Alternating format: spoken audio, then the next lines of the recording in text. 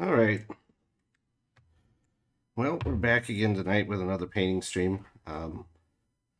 Right now, I'm all by myself because uh, Joe and Kurt are running late.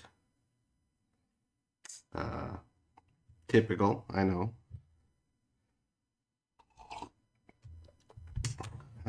Let's see. So tonight, I've got a couple uh, destroyer droids that I'll be painting up for Legion. I got a little bit of a start on them here. Obviously, I did some basing work. I primed them here. And then I've got just like a thin little base coat of black in the places where I'm going to do their kind of coppery color because I've got this is something new I want to try out. There's this Turbo Dork color shifting paint. It's a color shifting metallic. And this one is kind of it's supposed to shift kind of from this coppery color to more of like a purple molten mantle, it's called.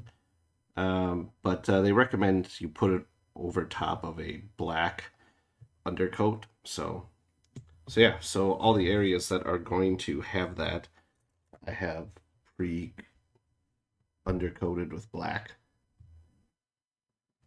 Of course. What? What? What? What? I was talking to all the people not watching, so not Are you. you live? Yeah, we were starting. The stream was starting at 9. It's not my fault you weren't here on time.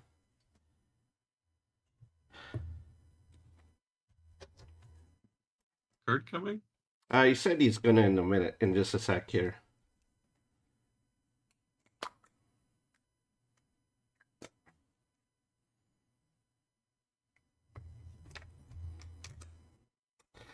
I don't think I want to use this brush for this. Droidekas.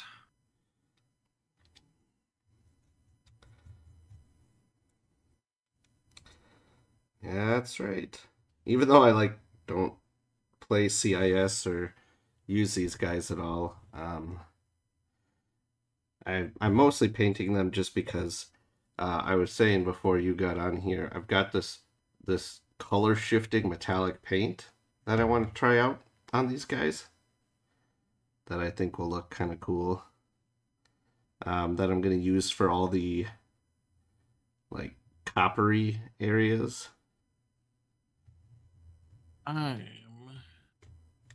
continuing to paint some terrain because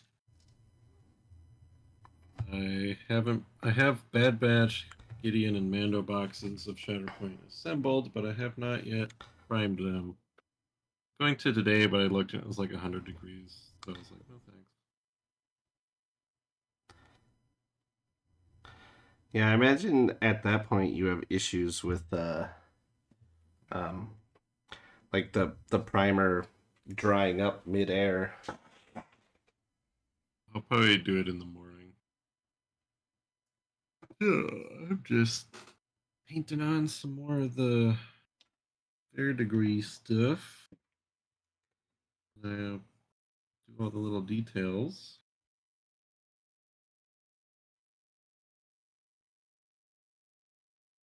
Once Kurt gets here. I'm here. Can you hear me? Oh, yes. Oh, we can now, yeah. You didn't say hello.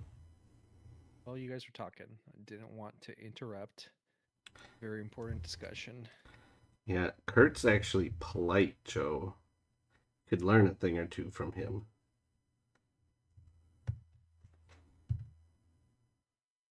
Well then. Oh, right. I forgot I'm painting on stream here, so I think I've been sitting here holding it half off camera. Possibly. Oh, here's a good one. Wow. Okay, ready for this question? Super ready, yeah. Great. In Star Wars, The Rise of Skywalker, C-3PO's mind is wiped to uncover a vital clue. Would you make the same choice if you were in a similar high-stakes conflict? What type of greater good would compel you to make such a sacrifice? First of all, the stakes Knowing how are it turned out. are artificially high. The stakes are actually as low as they can be because they're like, oh, we can't let this beloved character actually make some kind of heroic choice. Yeah, And then the instead, stakes that last for all of like 30 seconds. Kind of like Chewie dying and immediately not being dead. oh yeah, so many moments where you go, no. Yeah, if only Would they have had been cool if they Ray had killed balls Chewie. like Nope. they did during the Yuzong Vong to kill off Chewie. I mean, I love Chewie. Don't want him to die. Would have been cool if like Ray had to live with it. You got me again, JJ. Oh, What a Were there twist. any other? Was that the only 2 times that happened in the movie, or were there more? probably would have happened with Leia if they had Carrie Fisher. She she would have like died on that bed and then got somebody would have seen her at the water cooler later and she's been like, "What? I was napping." I guess it's kind of the opposite, but it's kind of the same of them immediately undoing a twist. But when we find out that what's his name, Admiral whatever, is the traitor, and then they immediately kill him, it's That like kind of the same thing too. I hated that because like actually like the idea of him, you know, Poor like people. being a traitor mostly just because he's a whiny bitch. I mean, that was really his main reason for being a traitor. Um, Yeah, I I could see him doing things to like sabotage or mess with Kylo, but not help the Resistance. Yeah. You know. But I mean, I kind of liked that. But then, yeah, then they immediately just are like, oh, well, we made this kind of interesting character development with him, but we're not going to do anything with it. He's dead.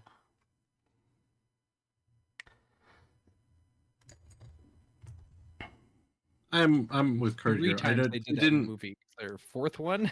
I bet we can come didn't up make with. sense to me that he'd go so far as to help the resistance just out of pure spite. I don't know. He's a petty bitch.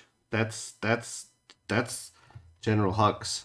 Petty bitch. I could see him like delaying his fleet arriving to save Kylo so that Kylo loses something like that. But it's hard to believe him like spying and you know what I Yeah, mean. like in the end, he still cares about the success of the First Order, even if it's only for selfish reasons.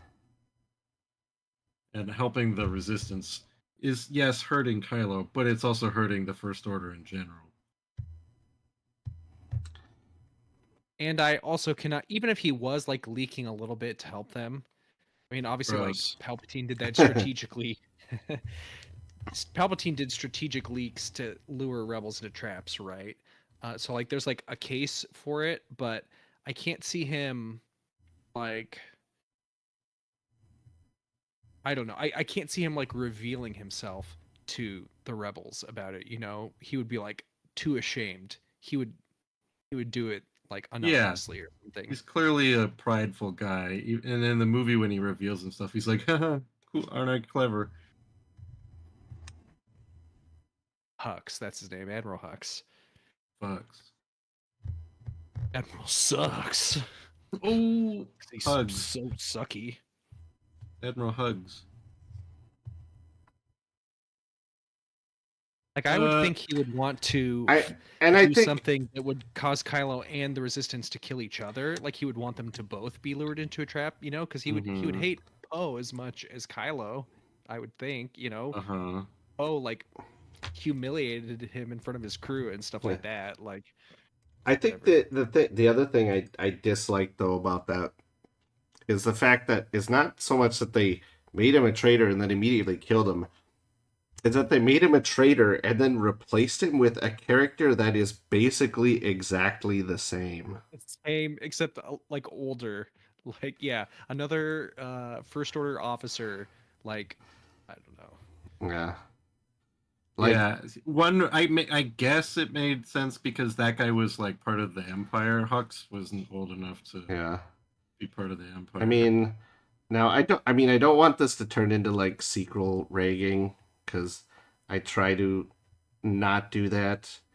I mean, especially when at the other two movies I do genuinely like quite a bit. So let's just answer the question and move on to the next. I don't remember what the question I don't care. was. Yep, let's just move on to the next. Oh, it was a C3. Would you do the C3PO thing? I mean, I mean, I guess mean, if my friends needed to get into my head to learn a language, to read a clue, sure. Or would you You do it to your own C3PO? Because I feel Wait a like minute. I wouldn't want to. I'd be like, C3PO, come on, like, there's probably some other way we can get this information. We don't need this clue. Like, I don't want to erase your memory, 3PO. I would have been I like, mean, yeah, he would insist, whatever. but I'd be He's a like, no. droid. Let him. Here's the weird question. Han Solo says about his tauntaun, I thought they smelled bad on the outside. What do you think a tauntaun smells like? Like livestock? Yeah, I was gonna say probably kind of like horses, Yeah. Kind of a or something like that. It's interesting because smelling bad is definitely not an evolutionary advantage for them. Like, it makes it easier for a wampa to track them. You know what I mean? So it's kind of a surprising downside. Yeah, especially in a environment where there's so little else that is gonna be having an odor. Yeah. Maybe it's because they were domesticated and then living in those close quarters. Like if they're out on the tundra, Almost feed them weird food. yeah, you do see a bunch of like shit streaks on the walls of Echo Base in the movie. Wow. That just looks like someone lifted up their tail and blasted the They're wall. just spraying everywhere like hippos. I don't know what to feed them.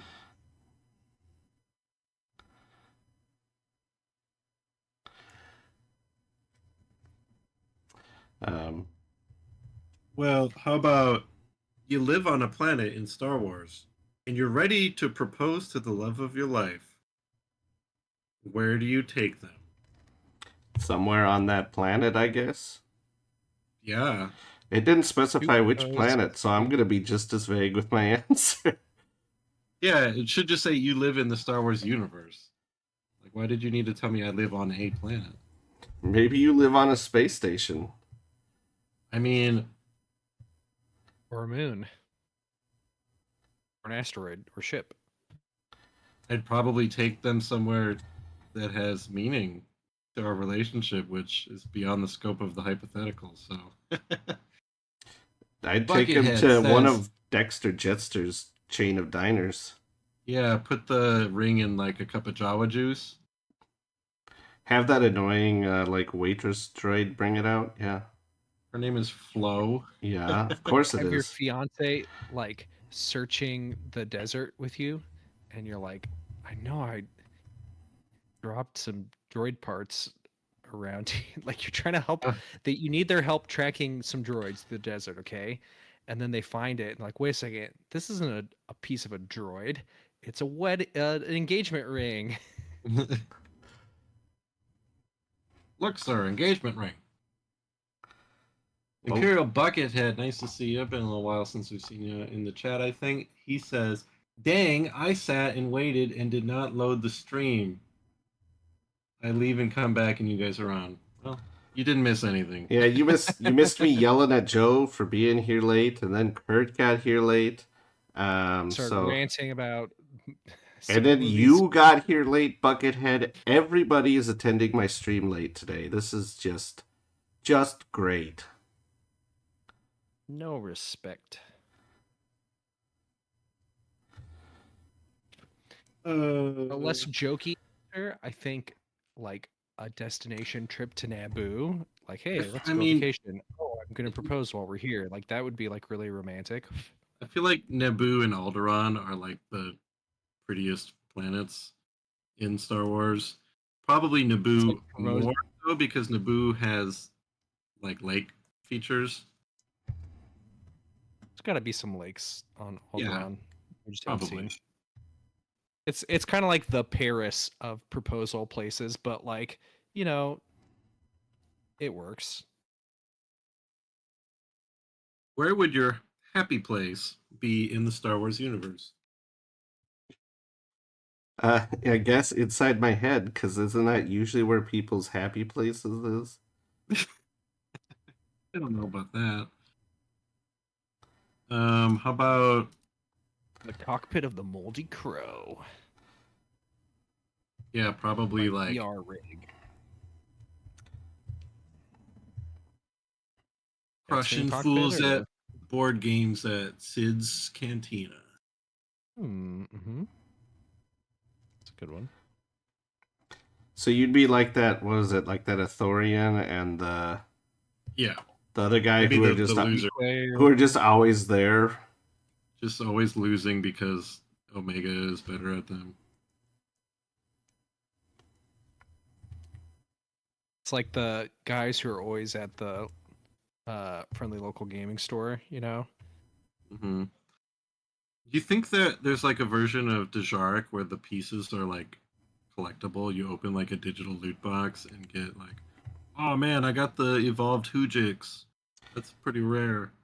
Yes, Or because the game you're playing in Galaxy of Heroes, Star Wars Galaxy of Heroes, the mobile game where you collect heroes, is Uh-huh. supposed to be like an in-universe, because you're like the things you're collecting are like holograms, and you're playing on like a hollow table at like a cantina when you're doing all your fighting and stuff. So it's like supposed to be like an in-universe game actually. You So think they're there you like go. the characters get royalties, like if they're still alive? Like, hey, you're using my likeness in this Cantina game. Oh man, we got to pay Maybe. the we've Strider, whoa. we've got to pay the Dooku estate to use his hologram. What about in Jedi Survivor? There's a holo battle game, but in order to unlock the plague pieces, you have to kill them in real life. Like, oh, if you want to use a stormtrooper in this game, you have to go kill a stormtrooper. Well, Have that's only BD1 scan fair. its body. Yeah, I guess at the very least, scan a corpse. I mean, BD1 probably could scan living creatures. He just doesn't. Refuses He's to. picky. Hey, speaking of droids, have you guys seen that little like pocket droid from Acolyte? Pocket droid? I don't think so. Yeah, it's like a little droid that fits in your pocket. Like Lola from Kenobi? Uh, blockier. I have not seen it, and now I'm excited to see it. Yeah, it's I like the colors. When I saw it, it was like teal and orange. Like kind of had a similar color scheme to that one racer in Star The Wars Porsche. Resistance. Yeah. Hmm. I'm That so sounds excited cool. for the That was in Acolyte. like that was in the newest teaser or what? No, I think Promo so. pictures or something? Probably on like I an just saw it entertainment on like weekly or something. Reddit. I think it wasn't actually pictures from the show. It was pictures of a toy or something. Okay. Um, Um, but did either of anyways, you go see Phantom Menace? no, I was busy um, playing in a store showdown that day, Oh yeah. Same. and so And I was didn't Kurt. really want to watch The Menace anyways. The Acolyte preview they put at the end was super cool. I'm very excited for that show. How long was it? You know that scene they sort of released a little teaser of Carrie Ann Moss, Master Endora, Force Kung Fuing. Fight. Yeah. It was that scene, Full except like scene. the full scene. Yeah, Yeah. Okay. That's cool. it was very cool. Also, I'm Yeah. I hope it's good. I'm pretty sure I kind of certain can't that tell from the trailer, you know. it looks like it's going to be some kind of murder mystery sort of thing At that least to start unravels. with. I feel like Carrie Ann Moss's character is going to die in the first episode. I feel like she's going to be like the murder that like kicks everything off, which will be sad. Expendable celebrity. But it's way cheaper to hire them for just one episode than for a whole series, so. Take what I can get. Yeah, they said that they were like unashamedly basing the character on Trinity to more or less. And at that scene, I was like, "Yep, that's true, and that is good." Do like a scorpion kick. She did not do that. Yeah, the whole Not like scene a was direct- filmed in bullet time. The entire scene. It was actually all shot for shots of the opening of the Matrix, just replacing the police with the one character she fights.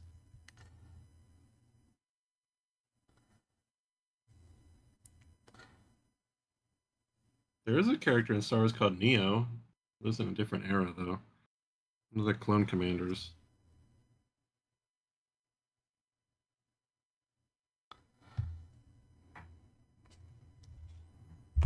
So curious to find out what the deal with the bad guy is in the show and who the guy with the lightsaber is. Who Manny Jacinto is. He's talking like some Sith sounding stuff, but he just kind of looks like a guy. Maybe he's in disguise. Seems just like some kind of punk who's maybe a little more bad than good. We'll finally get to see Vernestra Rose, a light whip in action. Ooh. Hope it looks cool. Just maybe I'll change my mind when I see it in action, but I just quite dislike the concept. And I really like that character in the books. And every time she like does a light whip, I'm like, stop it. I like you. Don't make me be annoyed.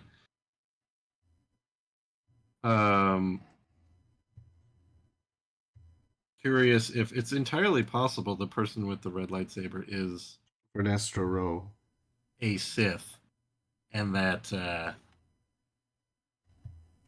they either just don't report on it because the Jedi are, have a hefty amount of hubris even at this point. And they like take care of it and they're like, there's no need to like report it. Or maybe they do report it and like, Yoda keeps it under wraps. Because in the High Republic books, in Phase 2, like the prequel one, they encountered the Nameless, the Force Eaters, and in Phase 1, most of the Jedi had never heard of them and don't know because like the Jedi Order just like thought it was dealt with and just didn't want to like tell anybody about it. They were like, man, we shouldn't tell anybody that there's creatures out there designed specifically to kill Jedi. Yeah, they kept it under wraps, and then that turned out to be a mistake when 99% of the living Jedi a couple hundred years later had no idea what they were dealing with. So maybe when Ki-Adi-Mundi says, the Sith have been extinct for a millennia, like, maybe he just didn't Yoda know that. slaps like, him. Shut the hell up, Ki-Adi-Mundi. You don't know shit. I do always like that method of like retconning where it's just like, well, he didn't actually know what he was talking about. Yeah. It's quite possible that if there are Sith in this show, Ki-Adi-Mundi just didn't know about it. And most of the council didn't. Like, okay, maybe the Sith ends up killing all of the witnesses, or maybe the Jedi who deal with it just don't tell the other Jedi. Or maybe they don't know for sure it was a Sith. Who knows? I'm excited. I think it would be really easy for them to be like, well, technically they're not a Sith. They're just a dark side user with a red lightsaber. Which is like a Inquisitor, right? People go, right, yeah. It's not technically a Sith because a rule of two. They're just someone that a Sith person is training in Sith techniques, but they're not technically a Sith. Or the same way that people will be like, in the shows constantly they'll be like, well, Ahsoka's actually not technically a Jedi. She's a former Jedi who got 99.9% of the training, but she's not. She left the Order, which doesn't exist anymore, so she's not actually a Jedi, even though in like every way she still operates the same way a Jedi does. They'll be like, technically though. Well, everyone's gonna have that push up your glasses moment, you know. Yeah, they're gonna be like, "Why are you using a red lightsaber? You're a Sith." And then they go, actually, I am I've a never dark taken side the Sith adherent. oath. There's already 2 Sith out there, and I'm not gonna tell you who. So I actually have a lot of reservations with the Sith platform, Yeah. so Well, I I'm a mean, full man. it's almost definitely gonna be a Sith because isn't there like in the trailers and stuff? Don't they quote some line from like the Sith code? yeah, the guy who's Yeah, Manny supposedly Jacinto just some dude has a says something about something about his piece is a passion. lie. Power setting you He's- free or something like that. He says peace is a lie. Maybe that's the one. I thought it was Um, something about like power setting you free or something. Maybe there's multiple lines from the Sith code in the trailer. Sounds like there's at least 3 people who had the stream going and then like didn't notice it actually started and had to refresh or something. Well, that's their own fault for not knowing how to make YouTube work. Jeez, people. Come on. I'm happy to blame YouTube. best character of the show so far, besides Master Indara, is the guy who's slurping noodles in the little noodle bar. That fight takes place in like this cool Star Wars noodle bar where there's like machines kind of raking noodles and stuff. And there's this little alien like slurping noodles. We love our I love noodles here at the JodoCast.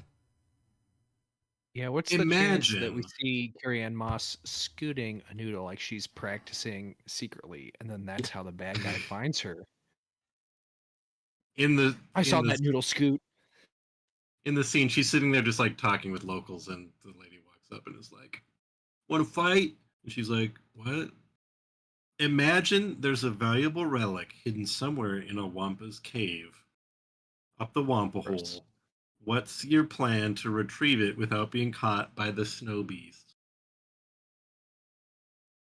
I would lure it out with a tauntaun. I'm gonna use my bottle of Tauntaun Musk to. Can I just like hire somebody to do it for me? Yeah, I guess if you're Give a them puss. 20%. I would use the Force to calm the Wampa down. I'd get like just sneak in and shoot him in the head without him noticing. Not caught. I would melt Better be a all good the ice, treasure. and we'll Hold on. trap the Wampa in ice, and then it starves to death, and then I come in and remelt it to get the treasure. Yeah, I'm gonna cause planetary climate shift so they all go extinct, and then get there when it's tropical.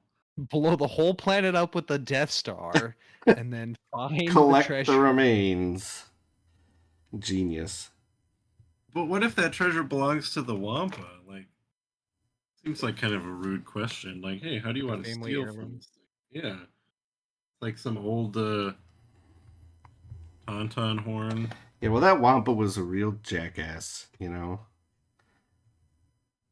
I feel like the other thing about melting Hoth would be,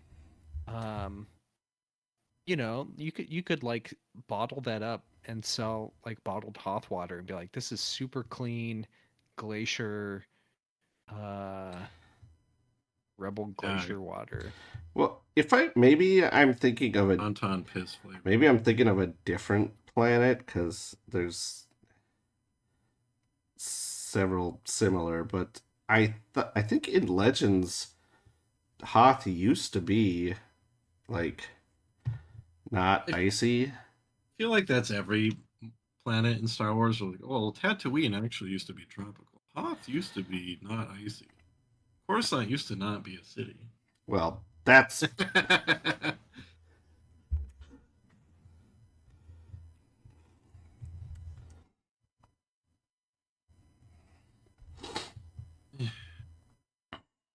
painting terrain is getting tedious. What'd you say? Painting terrain is what? Getting tedious. Shatterpoint terrain expansions. Yeah, well, mostly just like there's some little cables that I liked. I could easily not, but I'm, painting them different colors. So excitement. I mean, it's all been pretty sloppy, so as far as tedious goes, it's not that bad.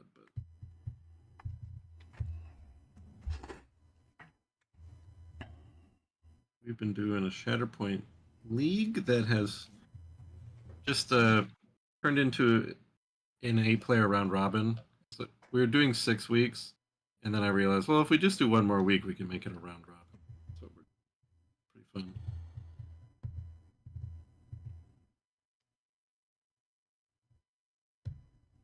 Nice to get to play with all sorts of different people. Just got in a few games of Unlimited with John. His Luke Green deck. I beat him once, but only because he did a misplay due to a technical error on Carabas.net. Luke Green is very good. What kind of decks have you been trying lately? I think I'm kind of locked into trying to do Sabine Yellow for Store Showdowns, who I think seems like it can stand up with the best of them, but I probably just am missing a lot of the knowledge. I'm like, well, in this situation, you should resource this card, or in this case, you should play this card. And Sabine Green is probably better, but I like yellow cards are more fun for me. Yeah. Like, it's very fun when you throw out a Lothal Insurgent and make them discard the Luke that they were holding on to. Did that to John twice. Yeah, it can be tough not having things like Rebel Assault. If you're Yeah. doing yellow instead of green, but I mean, you do get Yeah. Surprise Strike and a few other things like that to kind of help. Yeah, I'm bringing make up for it. Surprise Strike and Spark of Rebellion, kind of the big one. Mm-hmm. Yeah. And I have Bamboozle in my sideboard. It's funny how much that card kind of got quite a lot of people were like, that's a junk rare when it was first revealed and stuff. Like people were like, it was mostly like, well, it's got the Spectre tag. Can play it in Hera, but I don't wanna because the card kind of sucks.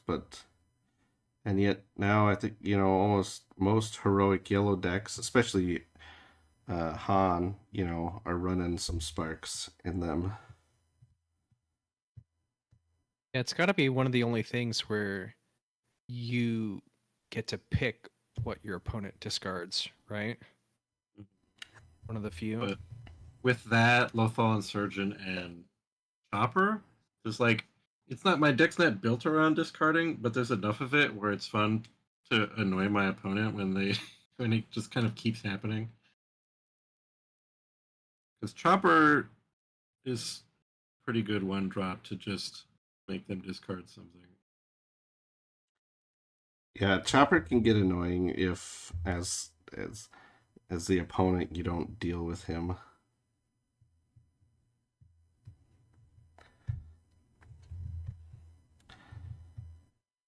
You have Millennium Falcon in there too.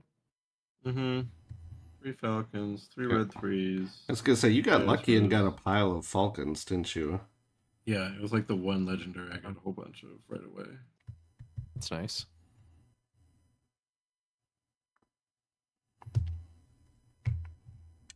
What about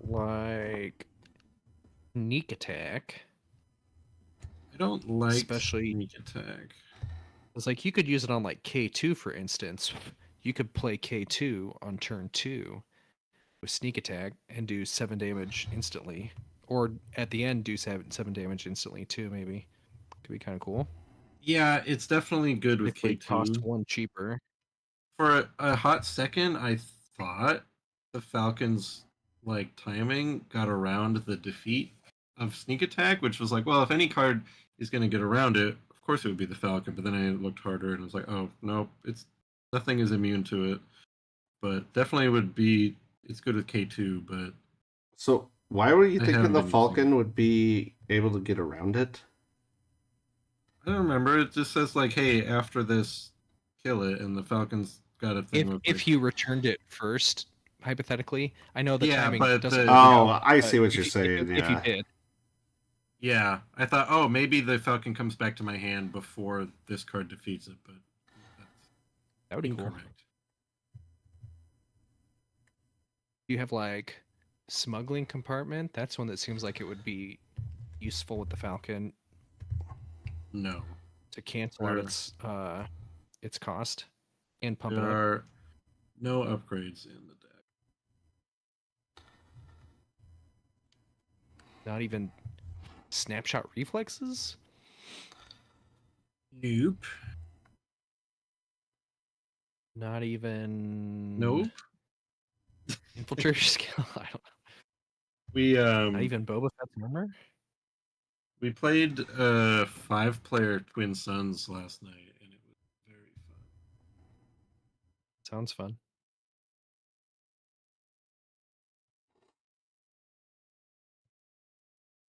What kind of deck did you end up doing for that? I did Leia, Sabine, Yellow, and in one of the 2 games, I did manage to play Forced Surrender after using Sabine on everybody, which was pretty fun. Nice. Bethany ended up winning our first game. She had Iden and Vader. Dan won the second game. He had Vader and Palpatine. Palpatine is so scary in Twin Suns. So there's so many units on the board, and you're like, we don't want to leave any of them with a single damage on it. But then with Vader, Vader can easily just throw 1 damage on something for Palpatine to steal. Oh yeah.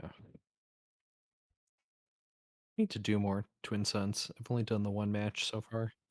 It's definitely the most fun game mode, in my opinion. It's just very silly, and there's so many things that kind of suck in Premiere format that are like really good, and it's just all the politicking is fun and yelling at each other. It's like regular play, you're just kind of sitting there going, yep, we'll do this, okay, we'll try that, and then in Twin Suns, you're actually like laughing and yelling at each other. More like a board game. Yeah. Plus, there's also always the nice thing where, with it being singleton, you tend to see some cards that you normally don't and stuff. Uh-huh.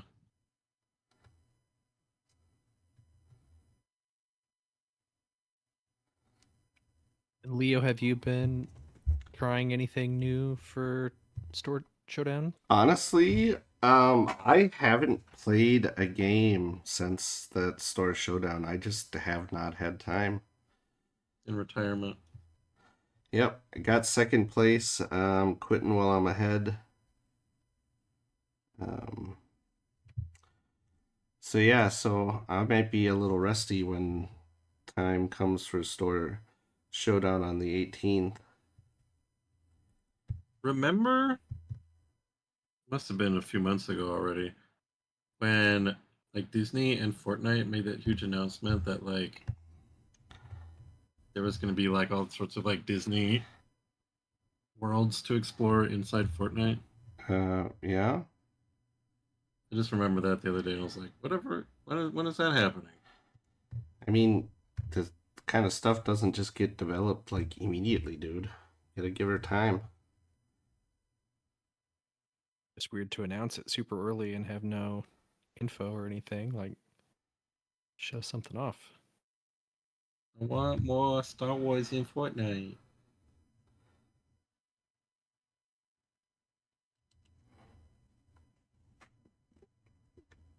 I need to try out that Phantom Menace game on PlayStation. I never played it when it was out originally, but I picked it up on PlayStation a while Which back one? when it just called The Phantom Menace. It was a PS1 game. Yeah, I never played that one. My buddy had Jedi Power Battles, so we played that one all the time. I don't know Apparently if it's the in same one I'm thinking of, but I remember playing some Phantom Menace game. I remember climbing through the air ducts on the Liquor Hulk or whatever.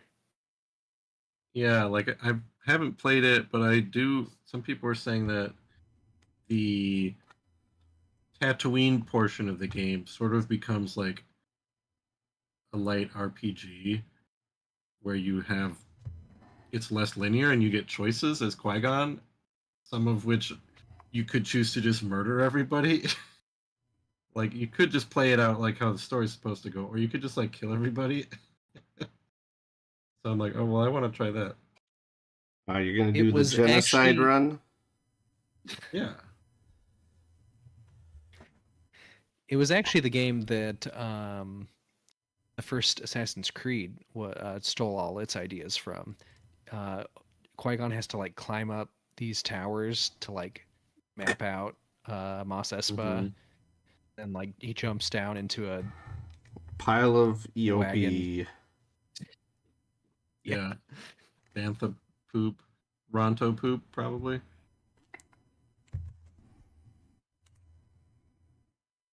Can you imagine like Assassin's Creed stabbing a Jawa?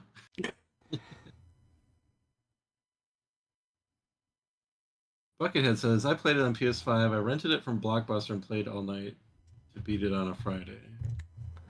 Wait, was that. On PS1. Oh, PS1. Sorry. I read Maybe PS5 instead of PS1. I was like, did you rent the PS1 version to play it on your PS5? I was like, at a Blockbuster? Something doesn't add up. I think there are still a few blockbusters that exist, I aren't think there? there's There's one that's one. like a tourist One? location. Yeah, it's like some store in Alaska that like bought the rights to the Blockbuster name or something like that. So it's not like Hmm. really a A re- Blockbuster. Like the Blockbuster Corporation doesn't exist anymore. But yeah, like this place, like they bought the rights, and then so they could, basically, like Joe said, be a tourist place and call themselves the last Blockbuster. And I think it's in Alaska. Maybe I'm wrong, but I thought that's where it was at. Let's Something, see. for some reason, I felt it like it was in Portland or something. Bend, Oregon. Yeah, well, I mean, Oregon's like almost Alaska.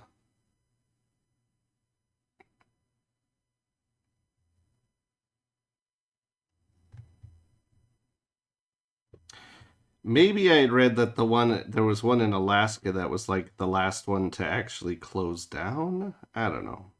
Anyways, well, now we know it's in Bend, Oregon.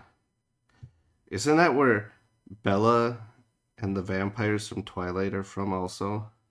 It's isn't that Forks, Washington? Forks, Bend, they're four-letter words. It's the same. Come on, man. It's a four-letter town in the Don't know Pacific your Twilight Northwest. lore. They're the same thing.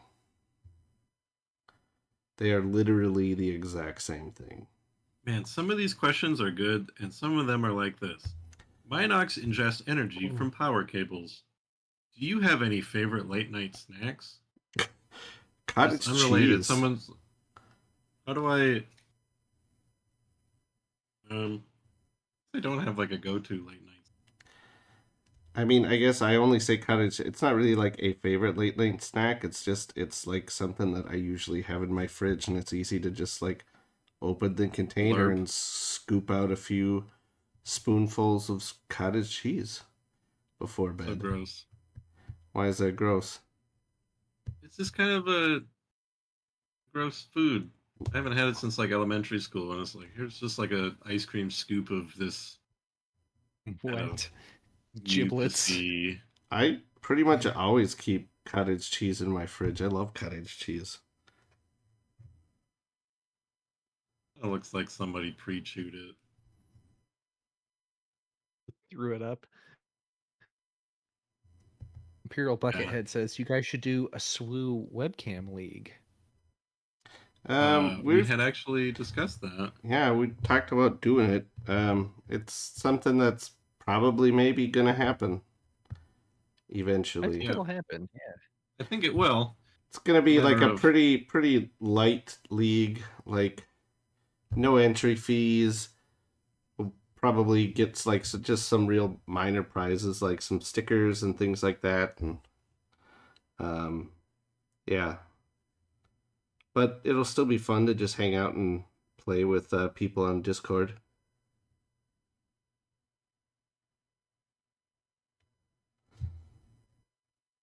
cottage cheese and fruit is off the chain. Huh. I've Uh, heard that. I mean, you see it paired with like I feel like melons or mango or something sometimes, Yeah, don't you? I do see it. I personally, I'm not the hugest fan of it. Like, I don't think there's anything wrong with it. I just usually Can just you prefer my cottage cheese straight up. I like my cottage cheese neat. like get it with like the concept of a bunch of tiny little granules of cheese kind of sounds appealing, almost like cheese cereal. But like once you add the liquid to it, it is when it becomes real kind of gross. Now, if it was like chunks of cheese in queso, Hmm. okay, there's like I the guess liquid, and then there's the stuff that hasn't melted yet, and it's just like a texture thing. That would be good. yeah, maybe it depends on the viscosity of the medium because like queso is pretty thick and so it's not as runny, which makes it seem slightly less gross. I don't know, but also just eating like spoonfuls of queso sounds. I mean, I'm a cheese Yeah. lover. Like I devour cheese, but just eating queso by the spoonful sounds kind of like a cry for help. I was gonna say it sounds really good. I'm thinking about it now, just like licking queso off a spoon. Like I you Yeah. need an that does not sound intervention, appealing to my me. friend. A queso intervention. It's probably like a really efficient way to get calories if you think about it. Like it's sort of like nature's Soylent. Okay. Yeah, Like how many calories are in a jar of queso? Like how many spoonfuls would you need to get your daily limit? Probably not that many. speaking nature's queso. speaking Where does queso naturally occur in nature? um so speaking of Soylent, Kurt or Joe, Uh-huh. yeah, both of you. Have you seen the commercial where the lady has like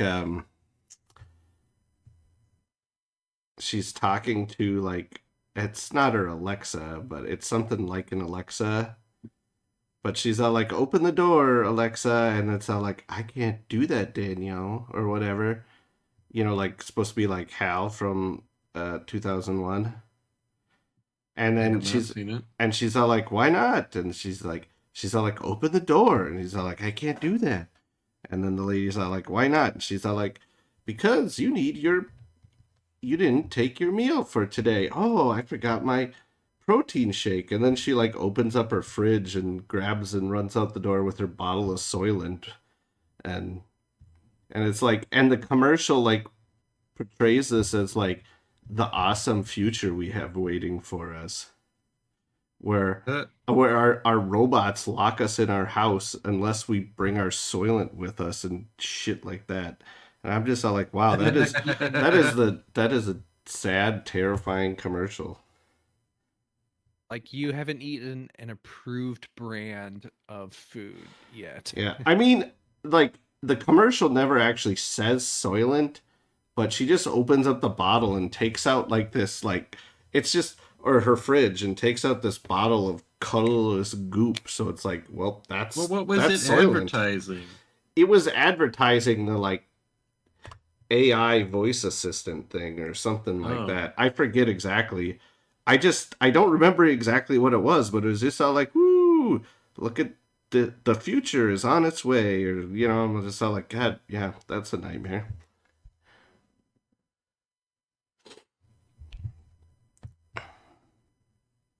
Is Soylent still in business even, or did people Did everyone give up on it? I don't know. I used I bet to. it is. There's a lot of. I feel like various beverage things are pretty popular right now. Also, like when it came out, I'm like, the guy who makes it is a real weirdo. All this stuff is like, it's like, oh, I gotta sit at my computer and code. I can't be bothered to take the time to go have a meal. Yeah, like Like the just whole real weird. motivation behind it is Yeah, really sad and dystopian it's like too. grind set bullshit. However, I was like, well, I would try it not for those reasons, just because sometimes I'm too lazy to make something. Well, that's what Hello. Not because I like need to Artisan keep meal. working. Yeah, I don't. Yeah, I don't need things to be like, yep. This way I can add 10% more time at the office or whatever. I'd just rather be poor, you know. I mean, and some of these people, they work their asses off, and it's that they're not even, like making good money doing it. They're just have been brainwashed into thinking that that is a good way to spend their lives, is being some sort of corporate slave.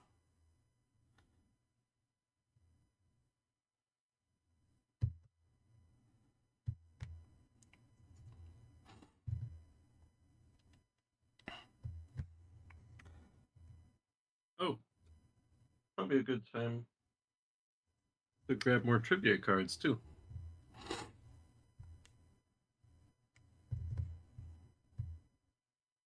All right, I'm grabbing cards out of the Star Wars trivia game box. Chat, play along. All right, first question. All right. I'm going to give everyone a chance to answer it before I give you multiple choice. What was Han Solo's rank in the Rebel Alliance at the Battle of Hoth? General. He was a commander. Chat, can you get it? Because we've got two incorrect answers. Wow. So I guess he wasn't a general until Endor. The Yeah. multiple choice Got a are promotion when they unfroze him. Lieutenant, They're like, General. you got promoted. Yeah, that was you must have experienced a lot in there.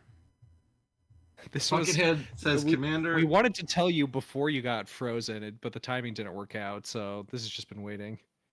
The answer is Captain. Which, Yeah.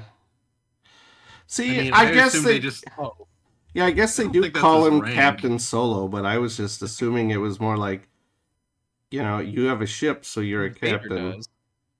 Yeah, like Vader says, put Captain Solo in the cargo, or whoever says that. But yeah, that feels more like ship captain rather than alliance rank. But I mean, maybe he was yeah, actually a maybe Riken captain. calls him captain. I don't Yeah, know. Rikan doesn't, I believe, calls him that. The next two questions are stupid easy. Who instructed Luke Skywalker to go to Dagobah? And who was the first to track Solo to Cloud City? So I think Luke was instructed off screen before he ever had the vision of Obi-Wan, and then that's why he hallucinated that, because he already had heard about Dagobah from Chewbacca. Chewbacca told him. Yeah, Chewbacca. And Chewbacca and Yoda go way he is a back. friend of Yoda's. Well, Yeah, he already knew. you should go visit my old Jedi Master buddy. You can play this like Quiplash version. Right answer is worth points, and funniest answer is worth points. What did Anakin Skywalker often have nightmares about? Wait.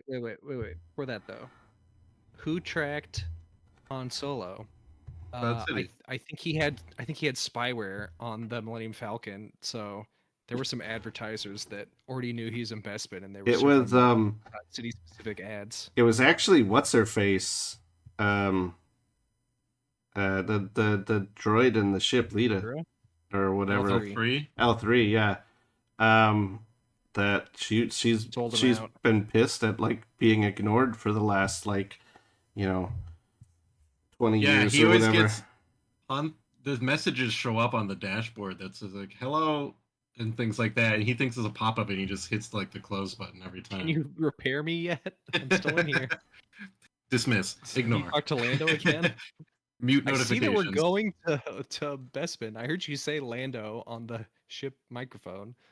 Technically, is it kind of Boba Fett didn't like follow them the whole time. He just was like, "Oh, this is the only logical place he could go without a hyperdrive, so I'll just go there." That's why they were there first before Han got there. Yeah. Um, okay, what did Anakin You're right. Arguably, Skywalker he didn't track him the whole way. He just often guessed. have So it doesn't. nightmares about? Sand. Tell me I'm wrong. It's a Boba flashing him with his Vance. He probably had nightmares about like Watto like beating him or something. I bet. Like, Watto blowing him up. That word "up" is real important there.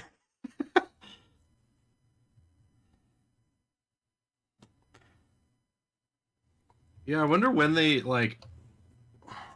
I guess when Watto freed him, he must have like just deactivated the explosive. Like, did they remove it or did they just turn it off so it didn't like blow you up if you tried to leave? They used the total recall thing and they like went up his nose Oh, okay. and just like But it could be anywhere. They said you don't know where in your body it is. well, Watto clearly he's knows. worse. That's why he went up his nose. How many terms did Amidala serve as Queen of Naboo before coming senator? 2. Wow. All right, that's an actual trivia. One. There you go. Oh, okay. It was I'm just two. saying, it's 2. Oh, I'll say one. That's why I said Like, 2 because that's the answer. Lame Kurt. duck.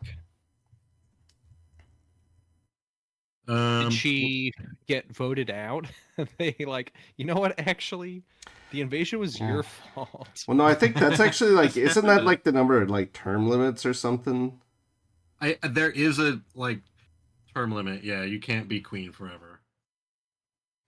It's just so great how it's like a democratic monarchy with term limits and like it's there. It might as well just be called president. You know, there's the only reason there's like nothing is like queenie about it. I mean, I guess it's like the opposite of like, aren't there? I mean, there's like dictatorial countries that have like a president and stuff, but it's like they're Yeah. president for life who doesn't get elected or anything like that. So it's like, is that really a president? It's like the opposite of that. I think the two things that make it particularly sort of fantasy is that they elect children and that it is apparently only a woman job, which probably shows how they are much more enlightened than the rest of the galaxy. They're like, we tried men, they didn't work out. Maybe Age just limit. And they just you kept know, producing. little girls are just far less likely to like go to war with people and invest in the arts, which is why Naboo is like a prosperous, peaceful place. Yeah, I gotta say, electing like a teenage boy to be your ruler seems like like good way to get your planet like, I don't know, yeah, involved in a lot of fights and like, I don't know, maybe turned into like a space Hooters or something because he thinks that's everybody shirts are illegal. The other weird part about it all is like honestly the handmaiden stuff doesn't feel well thought out, at least as far as like having anonymous body doubles, because it's like if you voted for this girl, like her name is like public record. Well, and her last name, we know she goes by her last name, but her like, first name, no one knows that. That's the thing. So when you run for office, you're basically anonymous. You say, "Hey, I'm picking Padme." Her parents are the Naberries. So Her name is Padme. based off of. Her name is Padme Naberry. She says, "I'm going to run for queen under the name Amidala." not Padme Amidala, just Amidala. They call her Queen Amidala. They never use the name Padme. Padme is the name of one of the handmaidens, if you recall. They call the handmaiden Padme. So when people run, if you're going to run for president and you said, "Hey, my name is," and then you just come up with a brand new name, nobody knows your history or anything, and you just get to run. That no one can know about your past. That's how that works.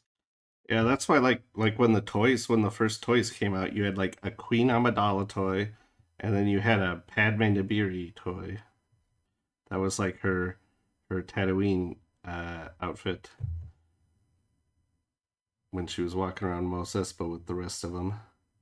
I would recommend the Padme trilogy by E.K. Johnston. She basically must have watched that movie a bunch and was like, "Wait a minute, this doesn't make sense. Why is like Padme and Amidala and all this stuff?" And it's also very weird that all of the handmaidens like change their names. That's why they're all called like Sabe and Rabe and stuff, because they're like, "Hey, we're gonna change our names to honor the person we're serving," even though they're like all like besties. It's like that. Naboo operates under Leonardo DiCaprio rules. No queens over 25. That might. I don't think there's an age max, but they're definitely not many old rulers. There's some in their 20s, I think.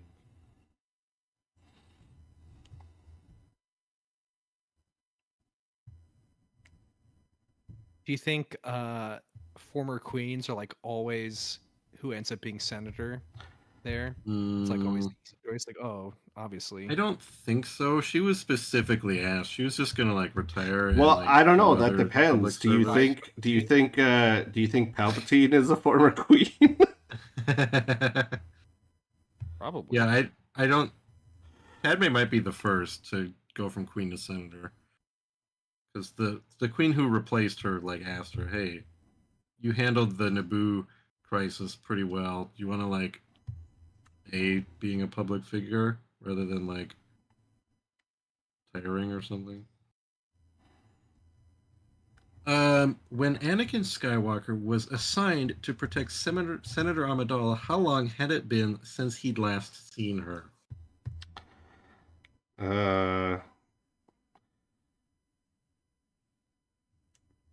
What was that supposed to be? Like, what was it? 10 years? Is that what it was? I don't remember exactly. Correct. 10 years.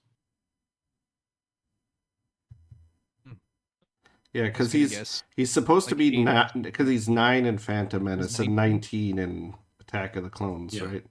9 and 14. Yeah, I always remember their ages in the Phantom Menace, thanks to Weird Al. for sure.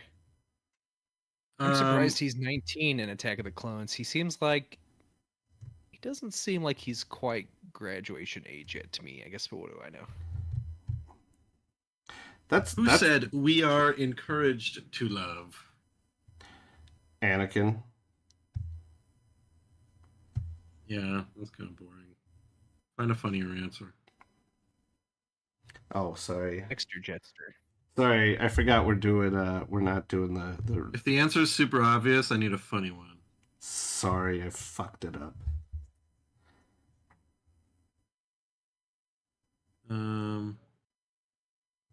Okay, well, here's one. Apart from his pay, which was considerable, what was the only thing that Jango Fett asked for from the Kaminoans?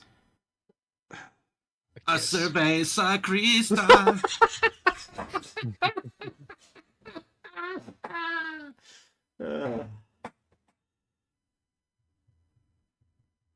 That's a pretty good answer. Darksaber.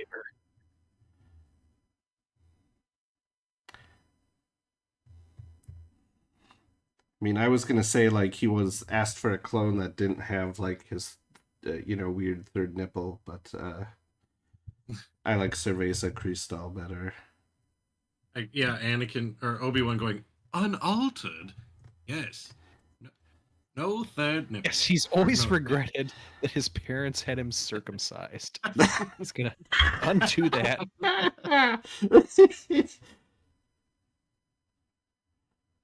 No, that was his like stipulation. He's like, all of the clones have to be. Um. Ooh, here's one. Might be actual trivia. Who told Count Dooku, with these new battle droids we've built for you, you'll have the finest army in the galaxy? Poggle the Lesser? Or Incorrect. Hmm. To Count Dooku. I think who even talks to him Do in you the like movies. your multiple choice? Sure. Yeah, Newt Gunray, Shumai, Wat Tambor, and San Hill. San Hill always sounded like a cowboy name. Isn't that like what in San Hill? What insane? what in the wide, wide Uh, world of sports? I don't know. I guess Wet Timbre, maybe. Correct. I don't think Shumai has any dialogue. Is that the one with like the neck rings? I don't know Yeah, who she's kind of like a Shumai is. blue. I only know her because of cards, in X-wing or Armada or something. But yeah, she's kind of like a blue old lady with sort of a cornucopia shaped head. You know. Who played Captain Piet? Oh, there's some trivia. No idea. George Lucas. I feel like we were actually just talking about this guy not that long ago, but no, I can't. I can't tell you the actor. Sorry. Kenneth Cawley. Ah. I'm still thinking about this Count Dooku thing because the way it's phrased makes it sound like he is not part of the separatists yet. You know what I mean? If Wat Tamber says we built these droids, they're I guess they're not fully the separatist alliance yet. That happens like right after, maybe. That's what that whole meeting is about. Him like, hey, you guys want to join up? Hmm. What did Luke Skywalker say Han Solo was best at when Han refused to help at the Battle of the Death Star? Wait, what? Can you read that? What did Luke Skywalker say Han Solo was best at when Han refused to help battle the Death Star? Um, it's like looking out Option for himself or something, right? That's what option he's number best at. option A is being a loser. Yeah, you're a He just fucking sucks. loser, hon. He's the biggest loser in the galaxy. So good at being a loser. Um, uh, underwater basket weaving. I forget the exact phrase, but it's like watching out for himself, Yeah. right? Yeah. Taking care of himself. But you Taking know care what of is himself. that's a pretty good thing. A lot of people need to be better at that. Good job, Han. I think I'm done with this piece of terrain. I'm gonna post it on the Discord if you're in the chat and want to see what I've been painting up. Nothing too exciting, just Shatterpoint thing.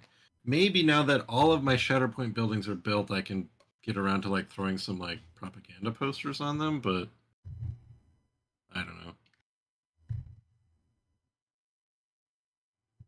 I was thinking about putting posters on them, but haven't gotten around to that.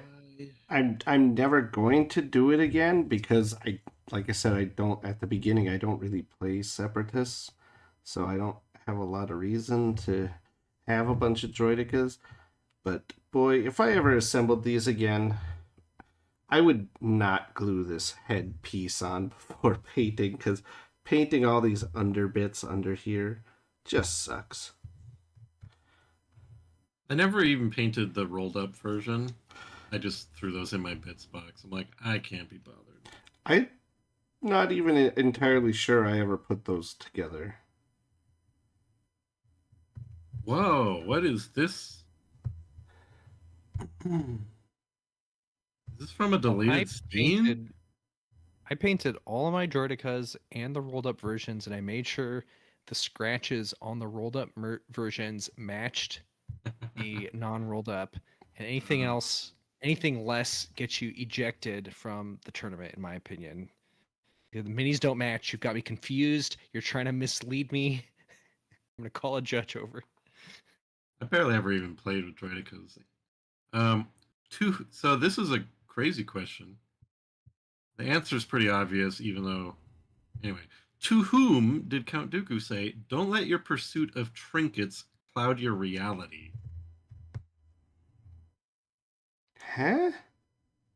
Does not sound like a familiar quote. Yeah, that must be from a deleted scene or something, because the other questions on the page are both from Revenge of the Sith. What did General the Grievous multiple call choice?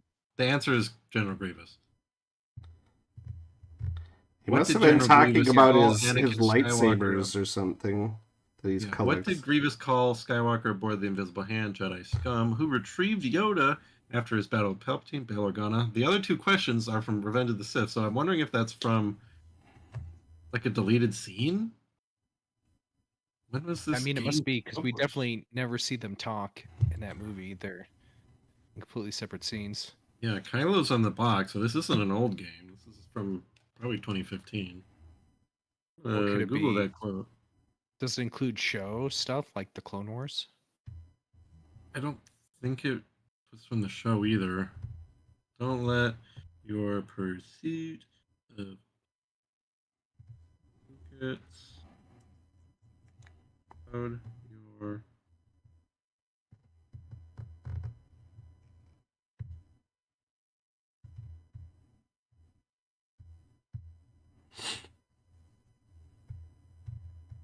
Maybe it's a voicemail that he It left. is a line. It's a voice line in Star Wars Battlefront.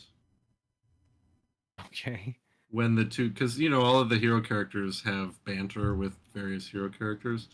Oh, it's a line from the Gendy Clone Wars. Oh, Okay. yeah. It's been a Interesting. long Gather time those since things we I've can. last watched that. Joshua Hernandez says, "Hello, hello, Joshua. We're doing painting. We're doing some trivia. Who was the chief model maker? That's not a good question because that's not specific enough. There's probably been a handful of them over the years. Chief model maker, what for Joe Star Johnston Wars? or something. That's the whole question. Lorne Peterson, who portrayed General Riken? Carlos George right-handed. He appeared as himself. Yes. Bruce Boa. Okay, here's one that I'm gonna need a joke answer for. What did Princess Leia say to Han Solo when the Millennium Falcon wouldn't start in Hangar 7?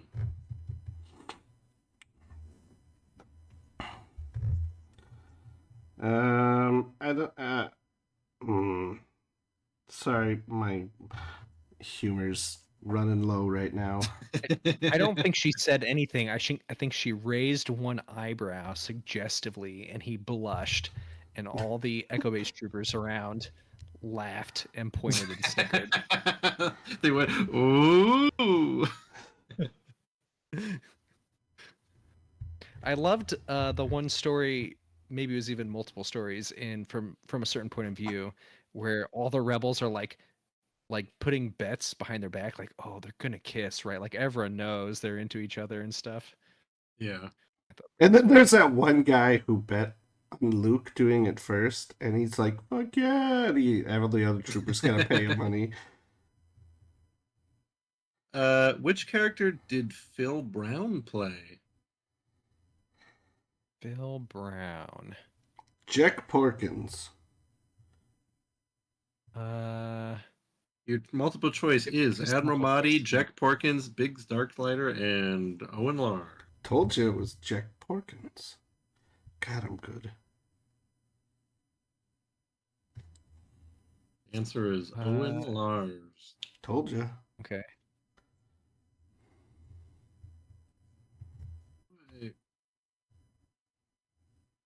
Figure out what to paint now. I paint the little speeder bike that comes with the. That sounds a little more interesting than these like shield generator You can balls. you can do damage to them and stuff. You know, I think that's fun. How color do I Some make this rust on speeder it. bike? metal. Could just be like metallic. God damn it. Make it metallic and then sort of splash on some. Would it be better to paint it metal and then put on some like chipped color, or paint it a color and then like slap a bunch of metal on it to make it look like that was chipped?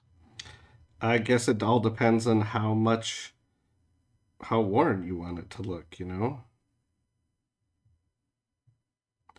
Yeah. I'm gonna paint it orange. If you were doing like like Boba Fett's armor after like when Cobb Vanth has it, like that, I would maybe paint metal and then put paint chips onto it.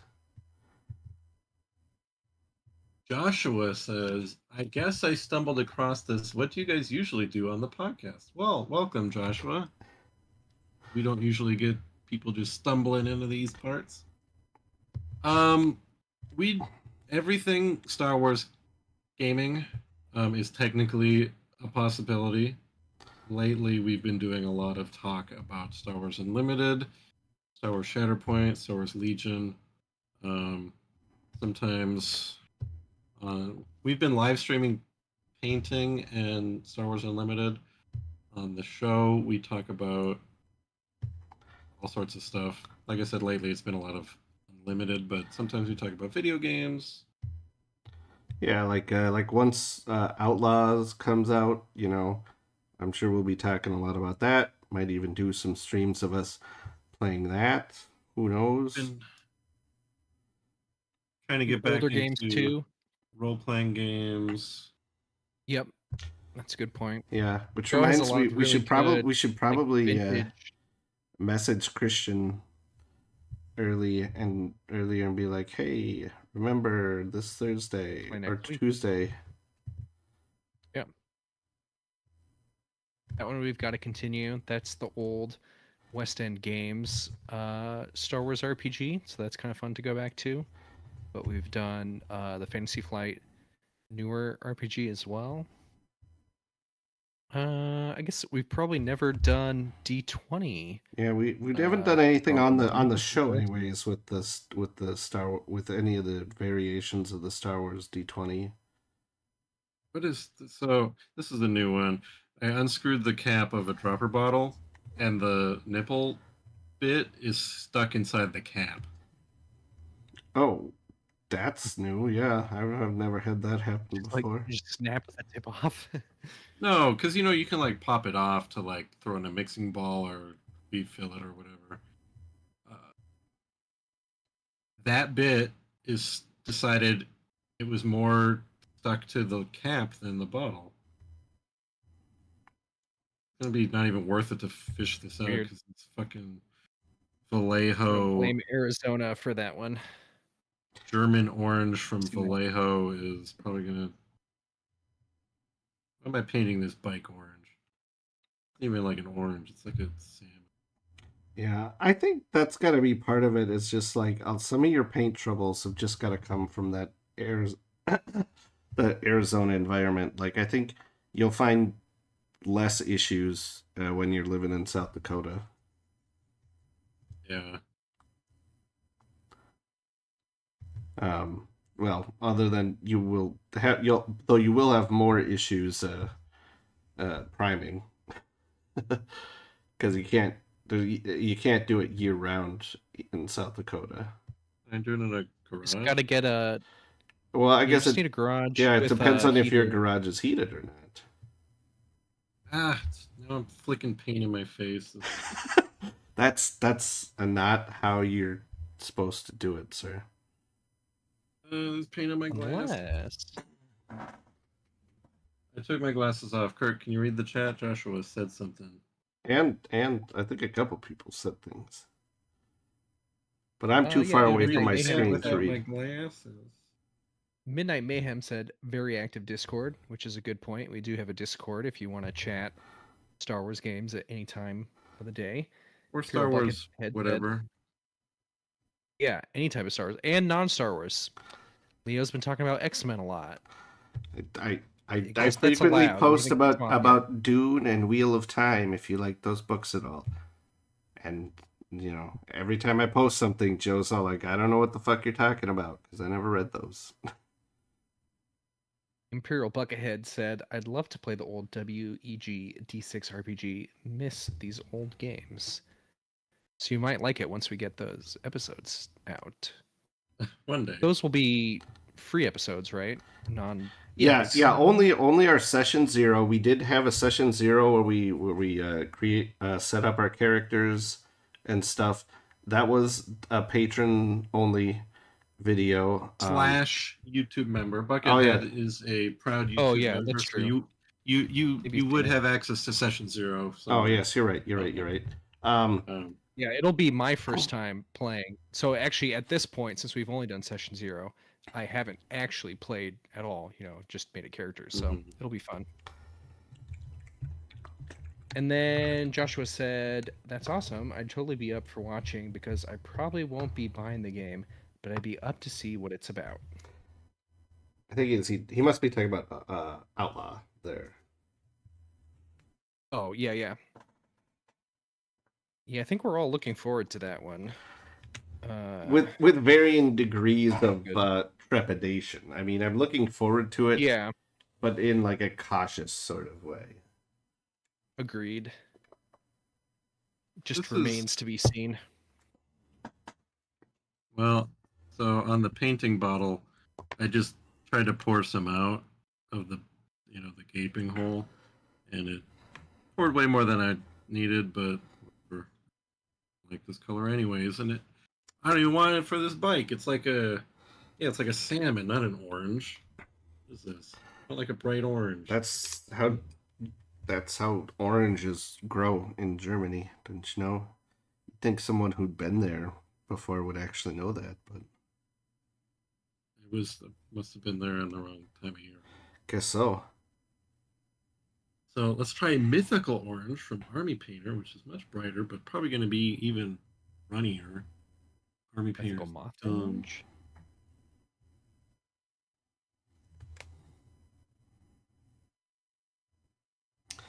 Maybe this is just an excuse to go buy some of the new Army Painter fanatics to try it out. Yeah.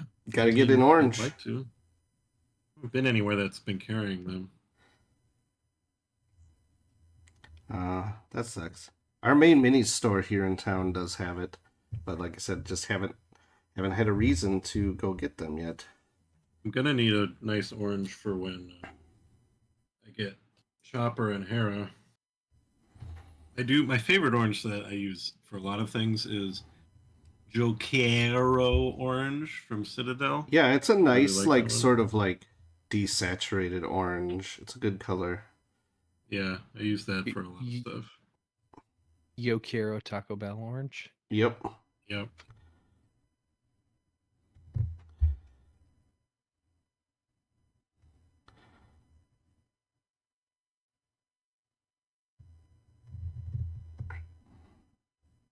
Also, after watching that Star Wars Explained Pod Racer video, I really want to just play through Pod Racer again.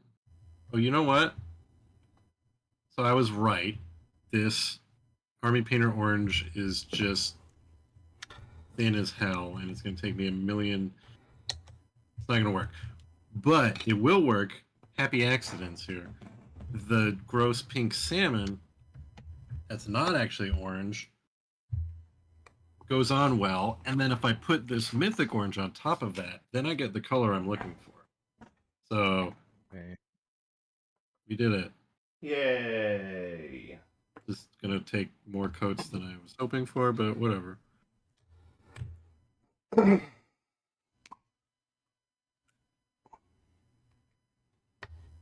Stupid color. I'm excited to get to painting. Bad Batch, I feel like, shouldn't be too hard to paint for the most part because they're just mostly gray. I'm just gonna paint them season 1 because that's how they're sculpted. The Gideon box should also be pretty simple because Death Troopers and Dark Troopers are just all black.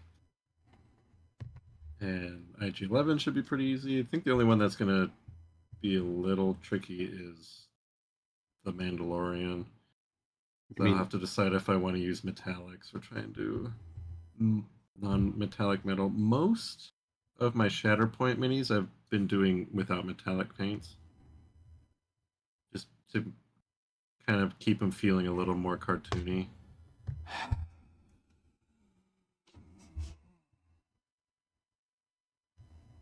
We'll see.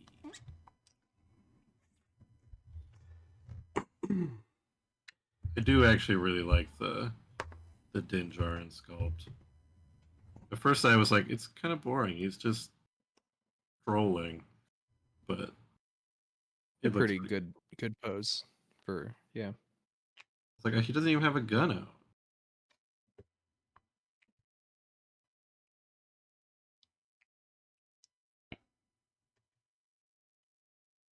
And on that one, Grogu is sculpted onto the same base, right? Like he's kind of like floating, attached to his Yeah. cape, basically. Yes. Yep, couldn't have a flight stand. Have to have them awkwardly touching. I think it looks than some of their fine things. than if it had a flight stand, because yeah, it's fine for his cape to be blowing heroically and slightly brushing the pram. That works. At least Grogu isn't floating off like a tactical dust plume. Yeah, well, that is true. Small whatevers.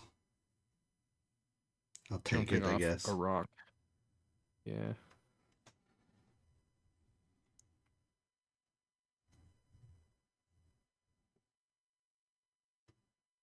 Yeah, on my Geonosians that I just finished, I got all those dust plumes way down and tried to hide them with rocks and stuff. And I think I'm glad I did. Yeah. I think it looks less dumb.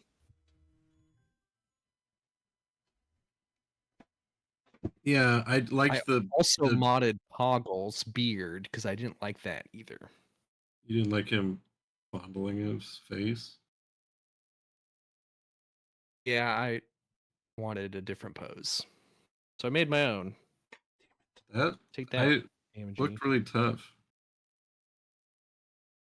When it was unpainted, I thought it looked really bad. I was like, God damn it, I messed this up trying to green stuff this. But I think the skin color really hided the really hid the basically the seams and the green stuff texture really good, because I think it looked pretty bad before I had paint on it, but I actually really like it now. Yeah, I was really wanted to mod Wrecker to be tearing something apart other than just generic garbage, but I ended up just deciding it was going to be too hard the way the hands were sculpted to the garbage. So the only modding I did on any of these new guys was I unbent Echo's arm, turned his head, so it looks like he's shooting at something rather than just like being engrossed in his little data terminal. A little bit more of an action pose than just using the data jack.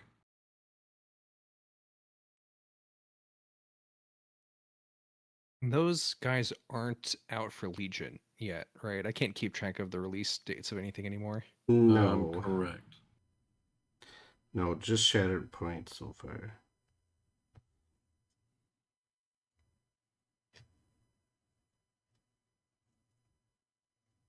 Very good in Shatterpoint.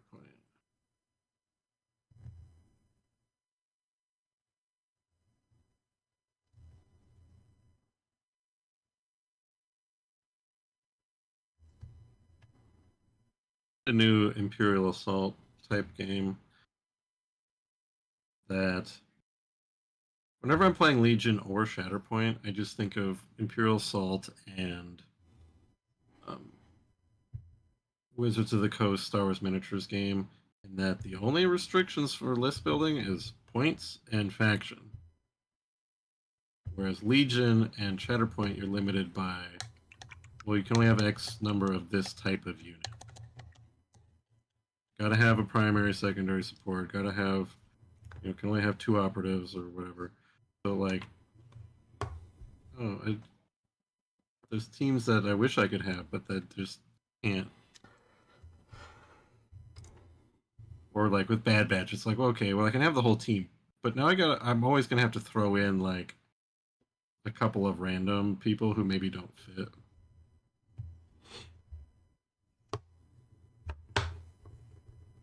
I do get what you mean, but I think overall it is a good move for balance.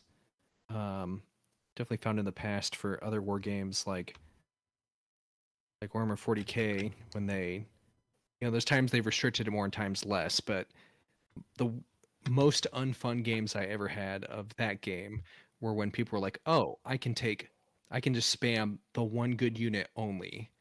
And it would be like these annoying armies, which yeah, I can just take all of this same tank or whatever. And it was like it always made it not fun. It was like never good for balance. Why do I never know you used to play Warhammer? I mean, I don't know. he Seek it out talks that about often. Warhammer stuff like on the Discord fairly often.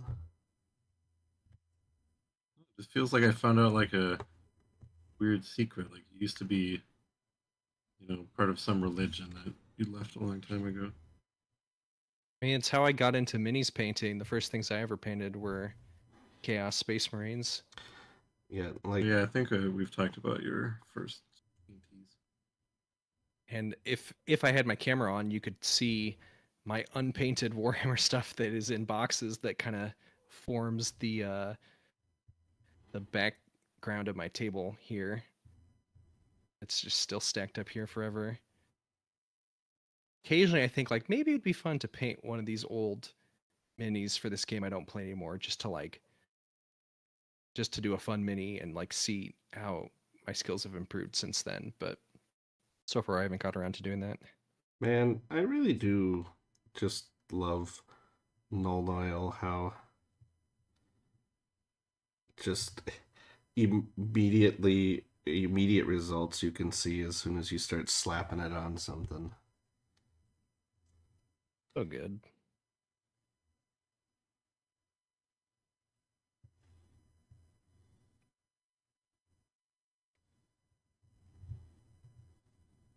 Do you have any new formula Nuln Oil yet? No, I've still got the old stuff, but I've heard lots of people aren't real happy with it, but who knows?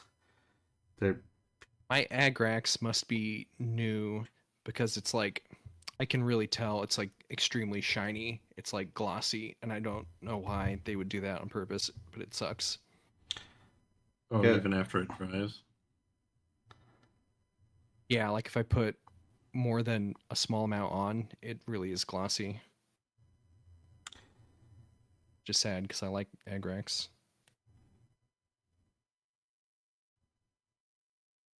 yeah, especially since I mean, and maybe they still do, but they used to make like a glossy and a matte versions of the washes,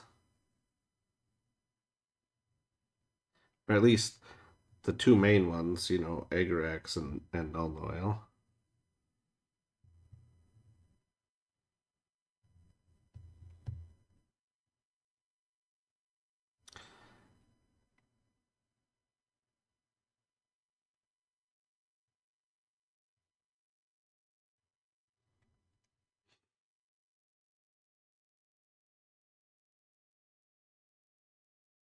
I especially like it over metallics like this because I'm not a fan of GW. Like I know lots of people think they're great, but at least like their silvers, GW silvers, I'm not a fan of. I think they're garbage.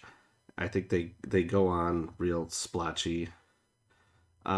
But then once you slap a little bit of null oil over them, it really evens it out, and the two just look really great together.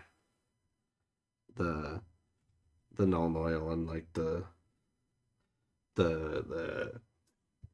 lead belcher or whatever, they're darker Yeah, that's probably how I'm going to paint IG-11, just because it's so fast to just uh, do lead belcher. I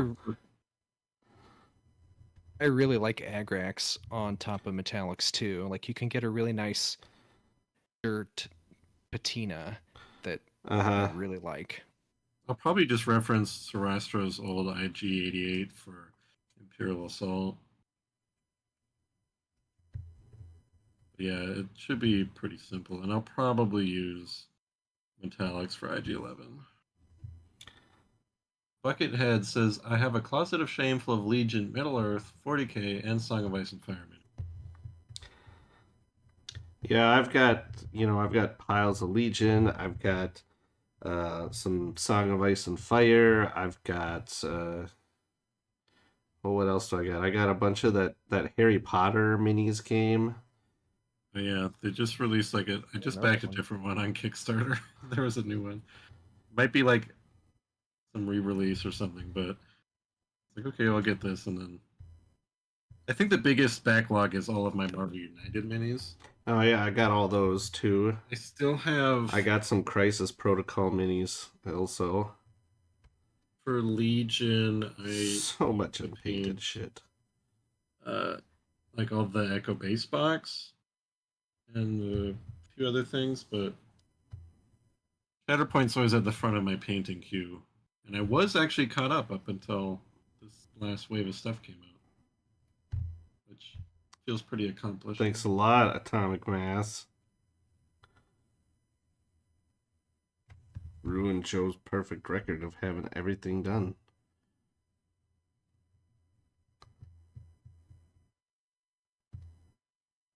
I probably actually would be really stressed out if I got sent some for free because it'd feel like a big obligation. Like, oh, now I need to. They're expecting me to post about it or whatever, right? I mean, I did talk I'd to get her, and I was stressed out. just like, I hope I'm like doing things that you like, and she's just like, I don't care what you do with that stuff. Obviously, they must care a little bit. If I just don't, Yeah, they would rather. if I don't use Yeah, it to like give them free advertising, there's no point in that sending it to me. right. They might And care if you just made videos that were like, this is garbage.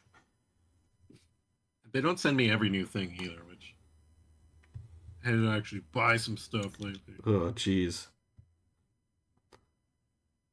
I think they might just have like they must have like some kind of rotation. Okay, well these guys get this, and then we'll switch, and those guys get that. But it's fun to feel like we have a platform that's influential enough for them to think that's worth it. Yeah. Yeah, or they just enjoy us enough. Just keep giving Simone trophies and she'll keep sending you stuff. I mean, I was talking to her. She does say one of the things she really likes about us is we tend to, how we're not like competitive type commentary. You know, we're not just sitting here breaking down the statistics of this unit. Yeah, there's so many other podcasts that know more about that and do that way better than we ever could. Right. That Right. there's not really a point in us. And yeah, I And that's mean, also just not how I play these games. Like, yeah, that's just not who we are. I'm yeah, Except for you Kurt. know, Kurt's a cutthroat motherfucker.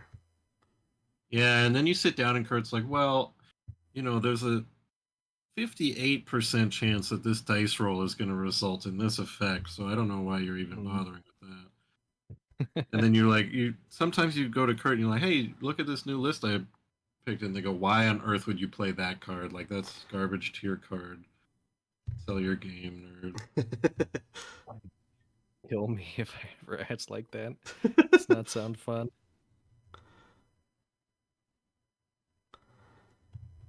Yeah, yeah. I like to think that we're like we still remember that these games are games, you know. Not that other people don't, but like, especially with some of the unlimited people I've been encountering, just people from the really hardcore Magic space. I'm just like, oh, this is weird. But yeah, I play too many of these games to get too serious about any one of them. Too much brain space going in too many directions. Yeah, that It is feels like the definitely a type. thing. Is it's hard to you know, play at an extremely high level if you're also if you're devoting yourself in brain power to lots of games. Now, I mean, we there are people like Josiah who can, you know, be a world champ at like every game he touches. So, but I'm not Josiah, so Our buddy Chris has that ability, but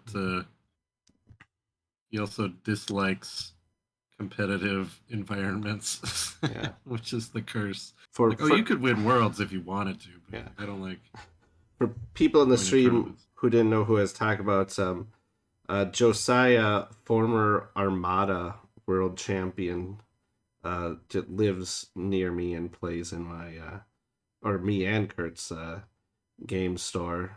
Um, You ever and beaten him? uh, yeah, yeah. I mean, he's not. I will say though, when he's not, Often, but it's yeah, possible. it's not often. I mean, I have beat him. I mean, but I will say, a lot of times when he does come to local events, he still plays very, very good. Um, but he doesn't always, unless he's like practicing for Worlds or something like that, or some other big tournament like LVO or something he's going to be going to. He usually brings like not necessarily optimal lists. So you still kind of feel like you have a chance playing um, on those times. But when he's playing the meta stuff, yeah, he's gonna win most of the time. I mean, I'm just not that good, and he is that good. Yeah, it's like a different type of thinking, sort of like a different brain power that uh, Well, yeah, it's a just combination knows of how to analyze their choices. You know. there's that, and I mean, guy just plays the game a lot too. I mean, and that's honestly that's half of the work of playing in a high level tournament is playing your list over and over and over and over and over again till you like just get the whole thing down. But I find that, you know, to be a little It's wearying, old. Like Yeah. by the time the tournament comes around, half the time I've now gotten sick of my list and decided to change it because I don't want to play it. So then I end up going to the tournament anyways with some list I barely know and then do bad. But then that also lets me blame my poor performance on my new list and not actually on me. So that's all part of my strategy.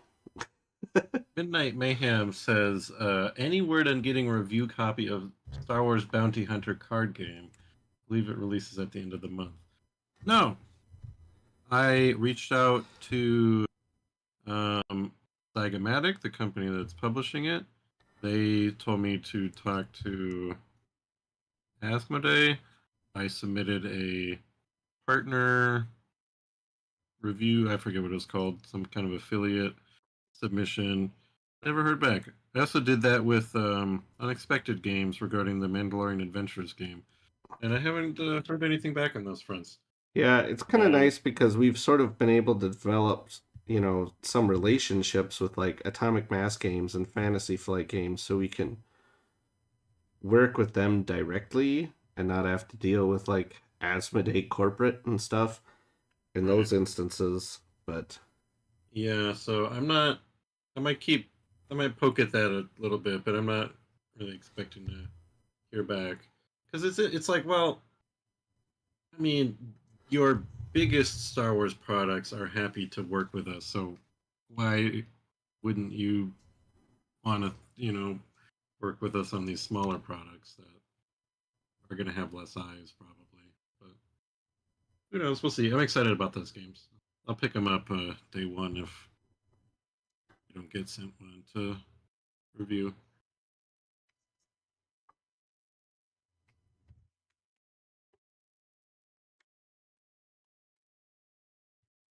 I like the orange on this bike turned out pretty cool. See Nice. how it ends up after I. Okay, it's finally time to try out this color shifting paint I've been talking about. Yeah, I was gonna ask if you had it on there yet, because at least on camera, they're not very color shifting. But Is it like those cars that are like a different color when you look at them from Yeah, different angles? yeah. So it's I don't know how well Like foil? yeah, foil see, like miniatures? you can kind of see a little bit here, like on the label, it's supposed to go from like this coppery color to this more purpley color here. and that sounds perfect for droidekas. Yeah, and I mean I've got some of these. There are other metallics like that. Like I got like that like super silver metallic that I used on the my Din Djarin mini, and I really like how that's actually he's still sitting over here when he finished. But I mean, you can see it's like an extremely shiny, bright silver. So I've got high hopes for this paint too. Well, Midnight Mayhem says, that's too bad. Looks like a cute game, but I'm not going to buy it until I see a review/playthrough. I will make it my mission to provide you with that as soon as I can. I want to play it. Even sometimes our playthroughs end up being sort of a review. Depends. There'll be a review and or just a gameplay of it. Usually when we play a game for the first time, we'll talk about feel about it. Well, on the palette, it doesn't. There's a little bit of color shift to it, but it's mostly just purple on the palette. Oh, there's a little screwdriver on the base of this bike.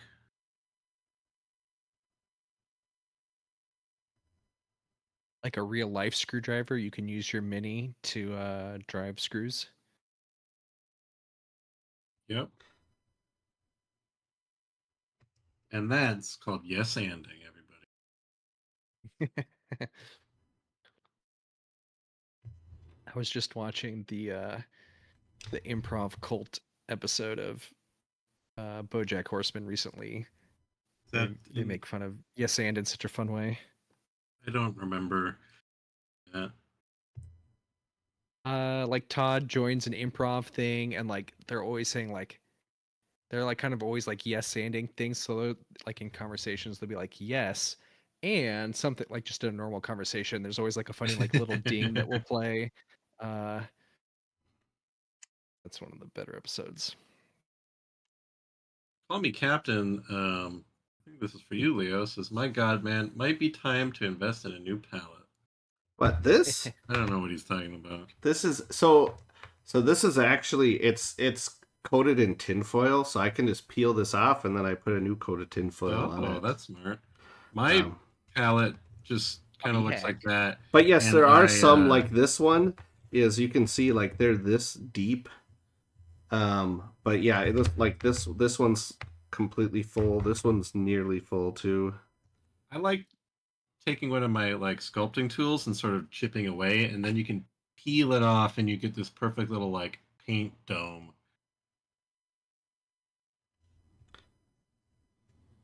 So for this bright orange speeder bike, should the metallic parts, all the pipes and the veins and stuff, be like a silver type metal or like a bronze type metal? I feel like bronze. Is it better that it would be close to orange or worse? Um, I'm I feel leaning like towards the silver. Because silver I guess then it. feels more natural, but you could do some, bronze or copper highlights on just a few small pieces could be interesting, or even just to add kind of oxidization, whatever, oxidation, whatever. I suppose I could make it. To like some pipes or something. Suppose I could make it bronze and then put that patina on it so it matches my terrain, because all of the terrain is bronze that's been, Oh, wow. Statue of Liberty.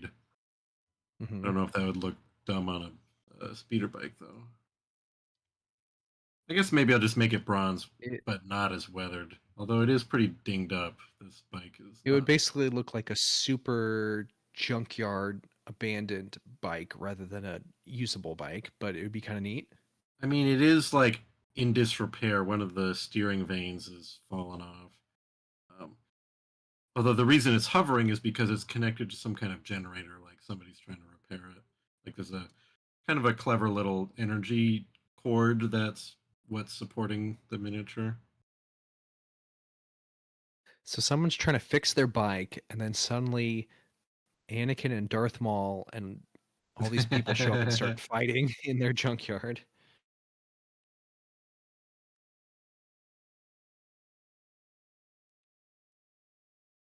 All of my terrain is Droid City. I do want to eventually get some third-party terrain. There's some cool stuff at Imperial Terrain. It's just maybe if I ever get a 3D printer one day, that might be easier to just get the files. Like if you had a cool spaceship that that you could put together and paint up. Yeah, that'd be cool. Maybe A I'll do cool that one. purple. Yeah. Sort of like a Zerg ship. ZURG, not ZERG. As StarCraft Zerg. No, Yeah. that's the wrong Zerg. Says you. You know, I'm surprised there hasn't been a StarCraft minis game of some sort, like at least like a skirmish, you know, like Space Hulk type thing or something. I mean, there was a board game. Easy money. Did it have minis though? There was I think probably so. like Like StarCraft Oh, Monopoly. okay. small ones, anyways. Hmm.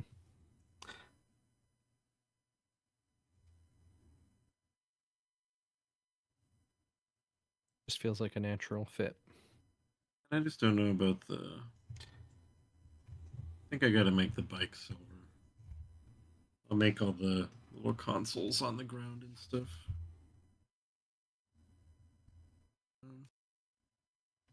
So here's something I wanted to ask you guys about.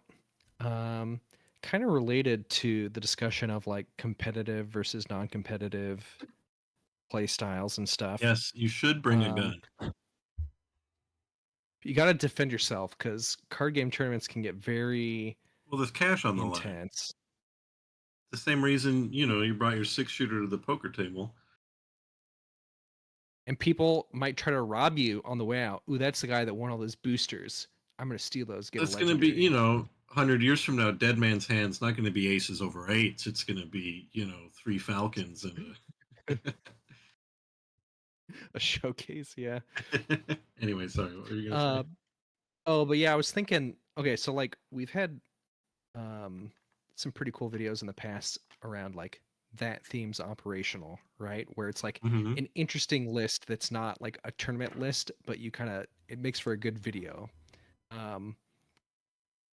That's where my head is at lately with Unlimited. I'm like honestly not sure I'm gonna go to the store showdown this weekend, and I'm just like over like tournament lists and like meta. It's like I want to play lists that aren't tournament lists. Yeah, So whether it's that theme's operational or whether it's weekly like a play new and thing. stuff is for. Yeah, although I feel like most of our local weekly plays people practicing for tournaments, so I've still been hesitant to go to those. But I'm looking forward to like our league. But I think we could like make some really good videos too, whether they're that theme's operational or whether there's like some new thing. It would be fun to be like, okay, and maybe the video would even be about like the design process rather than just playing too, if we wanted to do it that way. But like, okay, like come up with like an echo based list and get it as we'd have to find some balance between. I don't think you could ever get any of them like perfectly thematic where it's only things we've seen at echo base, because then you like wouldn't have enough units or no Well, like 2 cost right. units or something. I think So you we'd would have to just like bend it a little bit, but well, you have to say, well, theme it as much as you could. there's certainly units that are mandatory. I don't think there's any that maybe would be excluded, but it's like, well, you have to have you know, Echo based defender, you know. Rogue Squadron Skirmisher, Snow Speeder, Tag Panner Yeah. Delta, Wedge. Yeah, so like on the one hand, it would be really fun to be like, okay, you know, like me and Leo are gonna do Echo Base versus Blizzard Force or something. I think that would be fun video. But I think it would also be fun to be like, okay, we're doing we're I don't know, like we're like Echo Base is a really good example. I don't think you could do this with all thematic lists, but you could be like, we're each coming up with our own version of an Echo Base list, because someone might be like, okay, I think Leia is the best Echo Base commander, and someone else might be like, I think Luke is, so I'm gonna have a blue green instead of a double green, or I really want to come up with a yellow Echo Base list of some sort, you know, because I want the Falcon because that was at Echo Base or something. That would be a really interesting video to be like, here we each came up with our own Echo Base, and here's why we did different leaders or different colors, or I wanted to include this card. I think some of those could be really interesting because, at least from what I've seen in the unlimited videos that get recommended to me on YouTube, it's all tournament meta stuff, right? Or at least I feel like. Yeah, And I I want to agree. hear about some other types of lists too. I mean, I got comments on the video I did with Bethany with people saying I like this because it's more about fun than More casual. Yeah. um, yeah. I mean, and there's others like you could easily do a Hera versus Grand Inquisitor. Mm-hmm. There's obviously a lot more Or like Thrawn. Spectres builds itself for theme, but But even that, I think there's room for discussion too. Because you'd be like, well, I wanted, you know, it's like which color base do you go? And then it's kind of interesting to compare the different versions of it. But then we got to play with them too. Yeah, like you said, like Spectre versus Inquisitor would be like a really fun one to just record and be like, you know, this really worked out similar to how it goes in the show, or really didn't. You know, fifth brother killed Ezra or whatever. Then you really get into yeah, those that's. fun scenarios. I mean, that theme's operational. I started that because the LCG felt so unthematic to me, and as far as being able to tell a story as you play, which is something I really like with all board games, but especially Star Wars board games, the card games just don't do that very well. Unless And you're playing unlimited, the Decipher CCG, you can really tell stories with that big yeah, and time. I mean that's what I like about Doomtown is almost like a miniatures or a board game where people are moving around, and that's sort of like the Decipher one with the locations, like these units are moving and encountering each other Yeah. in a less abstract way than unlimited. And so I think if you try and force yourself to like construct a narrative with the way you build your decks and then as you play them, um, that's could be really interesting. And that was, I guess, how that theme's operational started. So it would be fun to try and do that with unlimited. Yeah, because I feel like in some ways that's like the most memorable, like Imperial Assault videos we have, for instance, because then it's like a very interesting list. And it's like a more memorable match rather than like, okay, it's HKs and I don't know, some other random, you know what I mean? Like it's kind of like a forgettable list if you don't care about the meta. But the that theme's operational ones, it's like, oh, that like you said, there is kind of a built-in story to it. You know, it was Lando's smuggler friends, or you know, whatever. It kind of forces you to use a different list building muscle than the super meta competitive version Well, where it's like, okay, I've got to focus only on what's good or whatever, right? well, and it can also make the just the video be more evergreen too, because it's the like, you know, once the meta changes, like, you know, a new set comes out, you know, all of a sudden those videos are like, I mean, there might still be someone who is like, okay, I still want to build a Han deck only from the original set or whatever, and they could look at some of those videos, but once that happens, there's not a lot of point in watching some of those once the new stuff comes. Yeah, I think that's a great point. It really does feel more evergreen. I mean, you could come back to some of them like, oh, now we can get even more thematic because they, they added another specter or whatever. But yeah, it's much more uh I suppose more likely I've to be worth watching like a month later, even. Like there's when I YouTube was videos today I get recommended for Unlimited where I'm like, I look at it, and it's like, ooh, this one's a month old. I don't know that meta advice is good anymore. You know what I mean? And I feel bad, but it's like, that's how fast some of this content comes and goes. And I think that's actually one of the reasons a lot. Not saying this to like diss other content creators, but a lot of the Unlimited content is not very polished. I would say. I think a lot of creators are going more for getting stuff out fast rather than being really well edited or scripted or whatever. Because they're being more those videos aren't aggro. going to be watched a month later. Yeah, it's kind of an aggro approach to video creation, and we're more of a control deck podcast. Oh I don't know. man, the unlimited video I'm editing right now. Buckethead might know. Anyone who's a YouTube member or patron will know what I'm working on right now. Might be my favorite video I've ever put together. I guess my Han Solo mono yellow was pretty much that theme's operational deck. So I'm like, well, I'm gonna throw in 3 Chewies, 3 Hans, 3 Landos, 3 Falcons, all this stuff. Yeah, well, I mean, aside except for Lando, the others all already work together right great though. So Yeah, Lando, yeah, not a great card.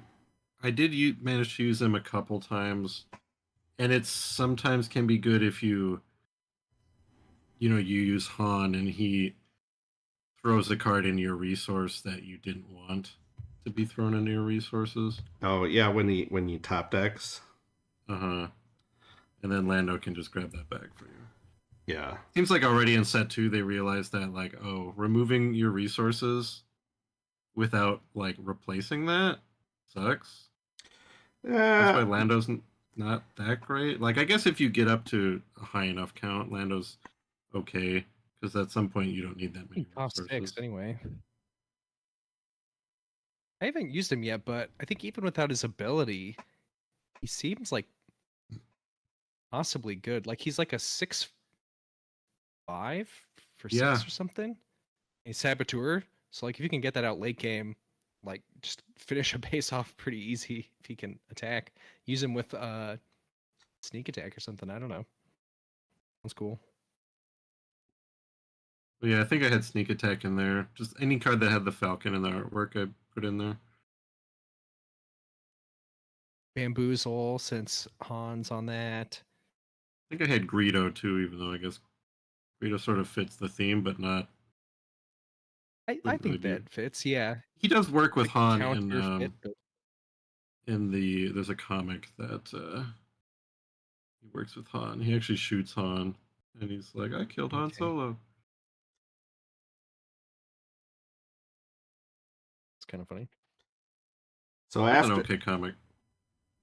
so after getting these on, I gotta say there's not a lot of actual color shifting going on. It's more like just a purple metallic paint. So Ooh, I'm I a was little promised Do you I, think I'm a little an sad. aurora of. would like more coats help or I don't know. I mean, like I've got 2 coats down on the one I started, and it's still pretty just purple, you know. Buckethead said that for the old Star Wars LCG, they would build like battle theme decks, like Battle of Yavin, Battle of Endor stuff. And I think that's going to be something that'll be really fun to do after we're, 6 sets into Unlimited or whatever. To just have, yeah.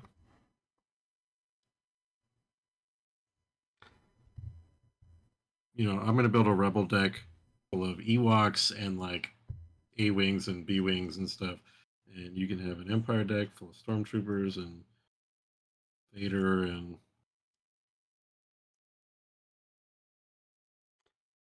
Yeah. So I mean, this is a nice looking color, But yeah, considering the effect I was expecting to get here, it's a little disappointing. Oh well.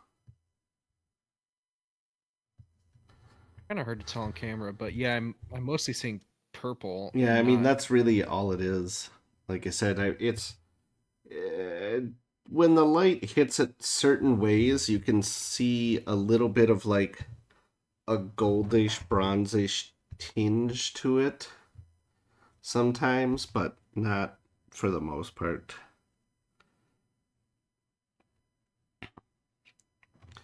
For the most part, it's just purple. But yeah, I mean, I Another guess question would be, they're gonna. how well did you mix it? I mean, I shook it up quite a bit. Okay. Like I was shaking it up before the stream some too.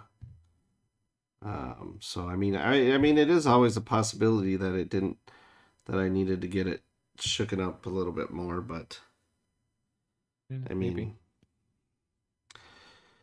but I mean, these were like the only minis. These guys here were the only ones I had any plans to use it with, anyways. So I will probably never paint anything else with it to find out. I mean, maybe if I have something that I want like a purple metallic on, like maybe whenever the mods come to Legion or Shatterpoint, I want Ooh, to yeah. paint up their little.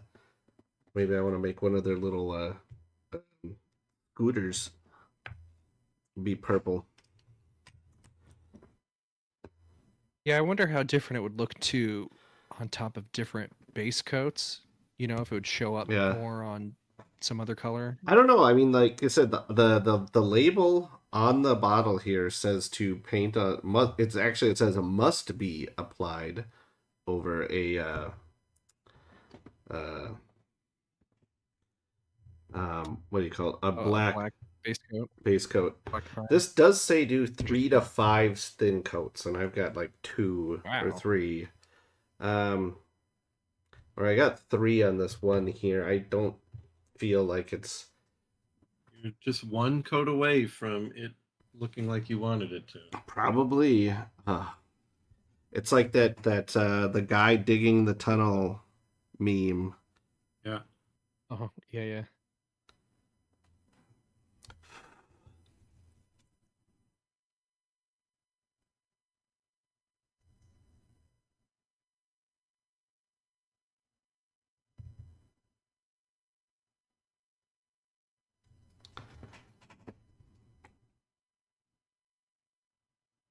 With this bike, I have to commit to a Canon ground color for my scenery. All my other stuff, there's no like ground sculpted on it, so I can put it on any playmat I want. I'll probably do desert because I have that old FFG Legion mat that I usually use for Shatterpoint.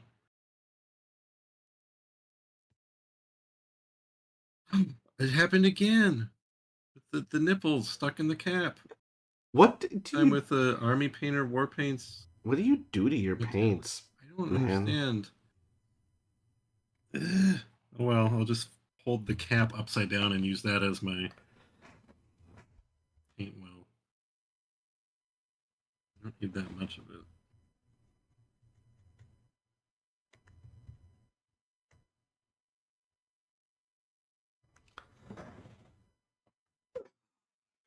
Stick this into a glob of sticky tack to keep it from tipping over.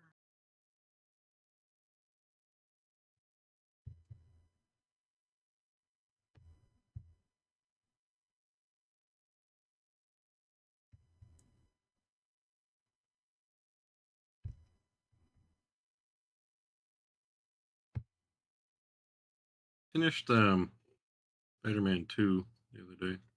Yeah, I saw you said that. I enjoyed that game quite a bit. Yeah, that's how I feel about it. I liked the combat in the first one better.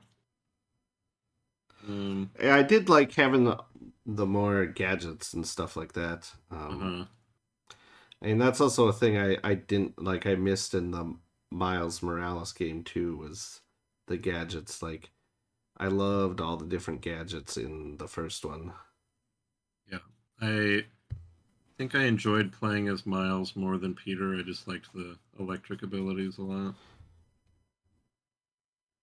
I think, I'm late to this party, but Craven was kind of a boring ass villain compared to, like, I think Ock and Mr. Negative were stronger narratively than the villain. Though Venom was pretty good. Craven was whatever. And it also just felt a lot sillier to have the hunters around the city than the kind of enemies around the city in the other games. Even in the comics and stuff, I've never really cared for Craven much. I never found it very interesting. I mean, the closest it ever came to interesting was actually it was more of his other family and not actually him. There's this comic called I think it was the series called The Last Hunt. But anyways, they're like trying to draw Spider-Man out, like Craven's like wife and his children. And so to like try and draw him out, they start going after Spider-Man's like friends and family. And yeah, he doesn't like this. And at one point, and he kind of flips out, like he goes back to wearing like he. It's not the symbiote, but he goes back to wearing the black suit.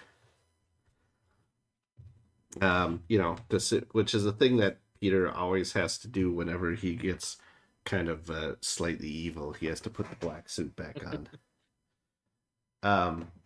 But yeah, at one point, like he puts his hand on a lady's face, and then like attaches to her face. Like he would a wall, like when he's climbing on a wall, and rips her face off, like rips the skin right off her face. That's Okay. doesn't sound like a Peter Parker. Yeah, thing to do. it was very like Peter Parker ish.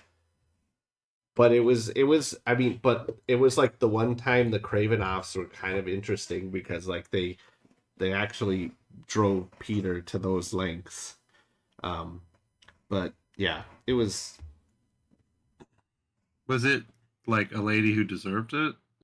I think it was Craven's wife, if I remember right, that he did it to. At first, I thought it was just some like lady, No, I meant it was in the street. It was one of the Cravenoffs, but I forget. Grocery store cart. Yeah. Lady stole his parking spot, and he's all like, "I had my blinker on." Rips. I liked Craven in Squirrel Girl because they Okay, just made yeah. fun of him and made him seem like a doofus. Just in general, like everything was pretty great in the Unbeatable Squirrel Girl, though. Yeah. Gotta give him his Gosh, little Ryan red North eyes. Ryan What did North you is say? writing. He's writing. He does Fantastic Four now, so it's pretty cool that just kind of a random webcomic funny guy can like break into mainstream comics. Yeah. I'm kind of sad that Squirrel Girl show never happened. I mean, it maybe would have been terrible, but I would have liked to at least seen it to find out if it was or not, Did you pick up the Squirrel Girl mini for Crisis Protocol? No. The only Crisis Protocol minis I have the core set, and then I have Colossus and Magic.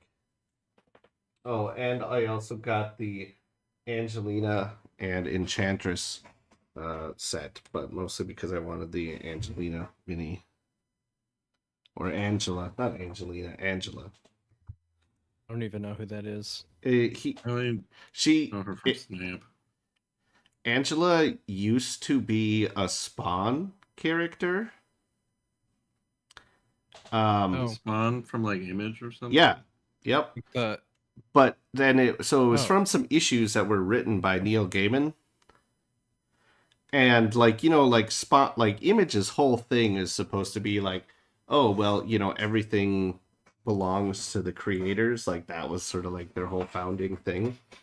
But then Angela became really popular after she was created by Neil Gaiman, and um, then Todd McFarlane was all like, actually, since it was in Spawn, it's really my character, not yours.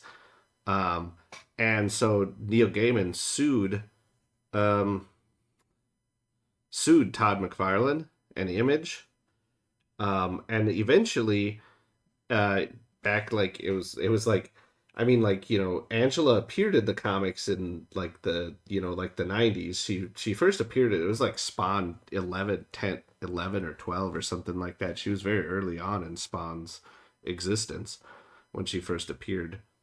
But it was like finally like 2012 or something like that. He Neil Gaiman won in court and got the rights to Angela, and then told and told Image Comics, You can't use her anymore," and then gave her to Marvel Comics, and Okay.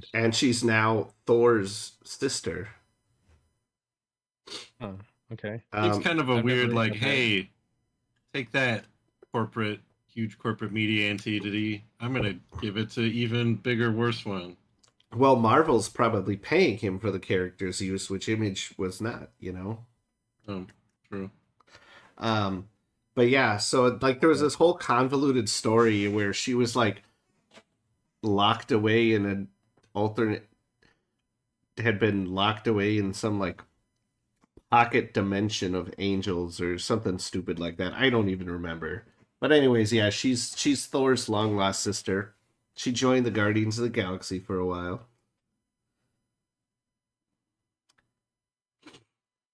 Um, Weird comic books. yeah, comics. What do you? I started rereading Saga. Speaking of Image, because a little while back I was at Barnes and Noble and I saw volumes 10 and 11. I was like, what? They're not on hiatus anymore? And so I'm like, okay, I'll pick this up. And then I finally caught up with other reading, so I'm starting at the beginning. Uh, cool. Yeah, Saga's good. I've never read it. It's I think you'd love it, Kurt. yeah, yeah. It's sci-fi weirdness, but also like about family. Power of love. Yeah, it's Vin Diesel would love it also.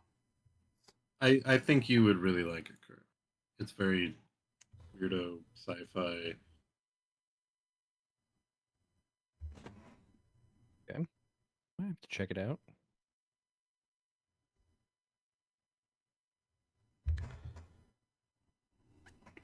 I need to. I got an ad for a comic called "Ain't No Grave." I like cowboy comics, but like, there's no date for like a trade paperback, so I can't add it to my Barnes and Noble wish list. So I'm like, I gotta not forget that this is a thing to check out later when it's in trade paperback. It's by Scotty Young, apparently. Really? Buckethead says, I've been reading the Dark Empire omnibus from Oh, Weird nice. Force. I just picked up from like a used bookstore here in town. I picked up issues one or all six issues of the original Dark Empire comic, and they're all first printings and they're all in pretty good condition. So I'm kind of happy about that. I went Nice. out. Yeah, we went out. Me and my wife went out for it was like um the other weekend. It was used bookstore day or local bookstore day or something like that. Yeah, so we went to this one little little bookshop here in town, and yeah, they had a bunch of old Star Wars comics, and I'll probably go back there to buy some more because they also have Dark Empire 2 there. They had Darker Empire. oh yeah, I also bought the Tales of the Jedi, the Frida Nad Uprising comics, that whole mini series, and they had some other Tales of the Jedi comics as well. So yeah, I'll probably go back to buy some more. Wow. I abandoned reading the Star Wars Hunters tie-in novel. Was that good, huh? Yeah, it's which is weird. It was so like not enjoyable for me because like it was one of the young reader novels, which normally I've enjoyed all of the ones I've read. Um, and this one was just so different and weird, and it was like so strange because the nature of the video game Fudge! is they're like they're like performing in an arena combat. Uh huh. And so in the book they're doing that, but it's also like just it's like I'm reading a video game where it's like, oh, we've got to go to the control point and like, hey, play the objective and like stuff. And it's like that's just I'm not digging it. Oh man, there was one of the Old Republic when that MMO was coming out. There was a few different tie-in novels. Like the novel Deceived. Uh, that was pretty good. It was pretty decent, and like the Revan novel was pretty decent also. Mm-hmm. But there I was a read that one. there was a third tie-in novel that was so good I can't even remember its name. But that seriously, I mean, felt like you were just reading the video game, like there was things the characters would do that. So this book came out before the MMO actually launched. But you're reading the book and you're like, "Oh, that is 100% an ability in the video game." And Yeah, and that's what is happening in this book. They're like, oh, Graz the Wookiee used his. I saw him take out this guy with his rock toss signature move, and it's like I get like in universe, it makes more sense than that Old Republic one because in universe they are competing in some kind of like fake thing, yeah, because it's but it's almost like still a weird. pro wrestling kind of thing you said, Right, isn't they're all it? playing characters, but it's still weird, especially because they never explain how they're not killing each other when there's two characters running around with lightsabers. The rest of them are shooting each other or beating each other, and like they was like, oh, the such and such got eliminated. I'm like, how are like it would have been so easy for the author to just say they're using like non-lethal lasers or something, but they don't ever say that. So I'm like, what is? Are they just like pro wrestlers? They're that good. They're at like pretending to injure each other. But that's also not true because they're legitimately playing a game. It's not like scripted. Even though they're playing characters, it's not. They're out there playing a game for a crowd that people are betting on. So they are actually like competing and trying to win, but they're Yeah. doing so as a character. They all work for this hut, and then they have like managers, and so like every night you don't know who's going to be your teammate. Which that's why you might load into a game with, oh, we're on the team now. But yeah, I gave up on it. It was not that interesting.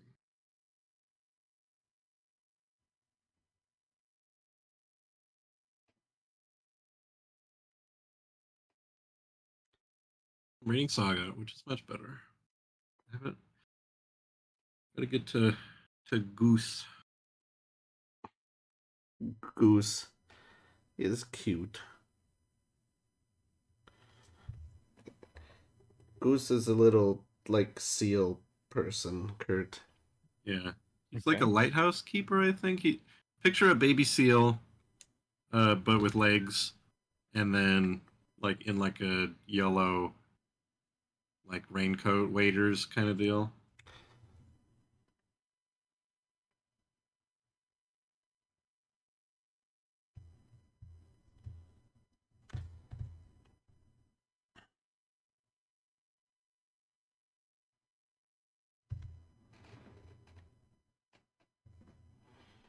Also, there's people with TVs for heads. Yep. Prince Okay. Robot the Fourth with the lion cat. Pretty great. Yeah, Lion Like a Cats is giant, great. kind of a Not giant From cat. meme. Yeah, not lion like Lion, lying cat. Who Yeah. he just says lying whenever people around him are lying. Like he can detect when you lie.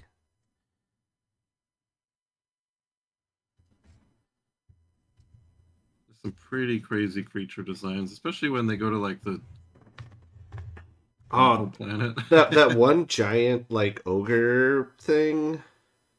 Uh-huh. Yeah, I You, just got you, to that part you know too. the one I'm talking about. Uh-huh. I was like, man, she had a really awesome bits here. The art is very good. Also, if you know Esperanto, you will get more out of it. Okay. I forgot about that until I started reading it. That the one people they all speak Esperanto, which is a real language that nobody speaks. Except for that, there was that one uh, William Shatner movie that they made in Esperanto. Oh, really? Yeah, yeah, I forget what it is, but there is. They made um they did a whole movie with him in Esperanto. Was it? Wasn't that? Was that language made in like the 60s or 70s? Yeah, it was something like that. Is it some kind of like aspirational hippie like mono Yeah, language? it was supposed to be, yeah, like oh, the this could be the language that the whole one world, we all speak it. Everyone does. Created in 1887 Oh, it's Oh, that by old, wow. really? L.L. Zamenhof. Ah, yeah, no, I thought it was like a thing from like the 70s or whatever, or Did it six. like regain interest in this that period?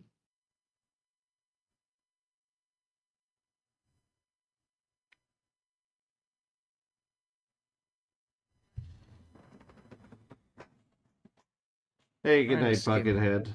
Wikipedia article here, but Good night. yeah, thanks for watching. Yeah, I assume we'll be wrapping up soon. Yeah, I'm Esperanto done. speakers are often called Esperantists. That I don't like that. That sounds like some kind of weird medical specialty. The creator L.L. Zamenhof was a Jewish ophthalmologist from Bialystok, then part of the Russian Empire, now part of Poland. That guy must have had some interesting times if he was living in there at that time. Yeah. Oh shit, forgot one. Forgot one of my hoses on their arms.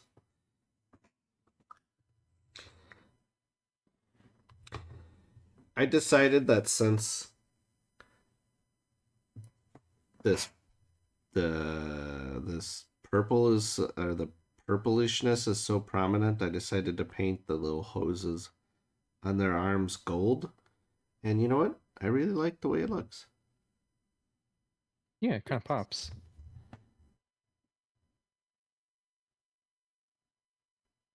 Esperanto attracted the suspicion of many states. Repression was especially pronounced in Nazi Germany, Francoist Spain up until the 1950s, and the Soviet Union under Stalin from 1957 to 1956. So, learn Esperanto if you want to be a cool rebel. Interesting. Did Obviously, in like I in don't Nazi Germany, it's because Yeah, he was I Jewish. want a So cut of now of uh, uh, Rogue One, where when Jin says "I rebel," she says it in Esperanto. Google Translate In have his that? work, probably. In his work Mein Kampf, Adolf Hitler specifically mentioned Esperanto as an example of a language that could be used by an international Jewish conspiracy once they achieved world domination. Jeez. Okay, dude, cool it down a little bit. Like, holy shit. Oh, so does this mean They our might be able to speak to other people in other countries. That's gonna be really bad. They're gonna control us through a language. does this mean it's time Globalists want us to speak Esperanto. to end the stream? We've hit like was it Poe's law or whatever, where every conversation eventually leads to Hitler on the internet. I've never heard of that, but probably a good signal to end it for the night. Yeah, it's not a Poe. It's something with a G, but yeah, I do Godwin's like the law, idea or of Godwin, saying isn't it? Godwin. Yeah, Godwin, Godwin's yeah. law. Yeah, Godwin. there we go. I do like the idea of saying, "Hey, cool it." to Hitler, cool it down, guy, or whatever you said. You see the where Elon Musk replied to J.K. Rowling, and he was like, "You should try to post about some other topics sometimes." Yes, I did see that. Like, okay, that should be a wake up call of if all of all people, that guy is telling you to cool it a little bit. Bad. Well, hey, thanks for hanging out, you two. Thanks to anybody still in the chat who was watching. Or I guess if you actually watch this later, I don't know how many people actually we watch our streams. But yeah, thanks. Some people rewatch them. Probably not the painting ones, but other ones. Yeah. So you're saying that my stream is worthless? Got it. Thanks, Joe. Thanks a lot. It's building community building.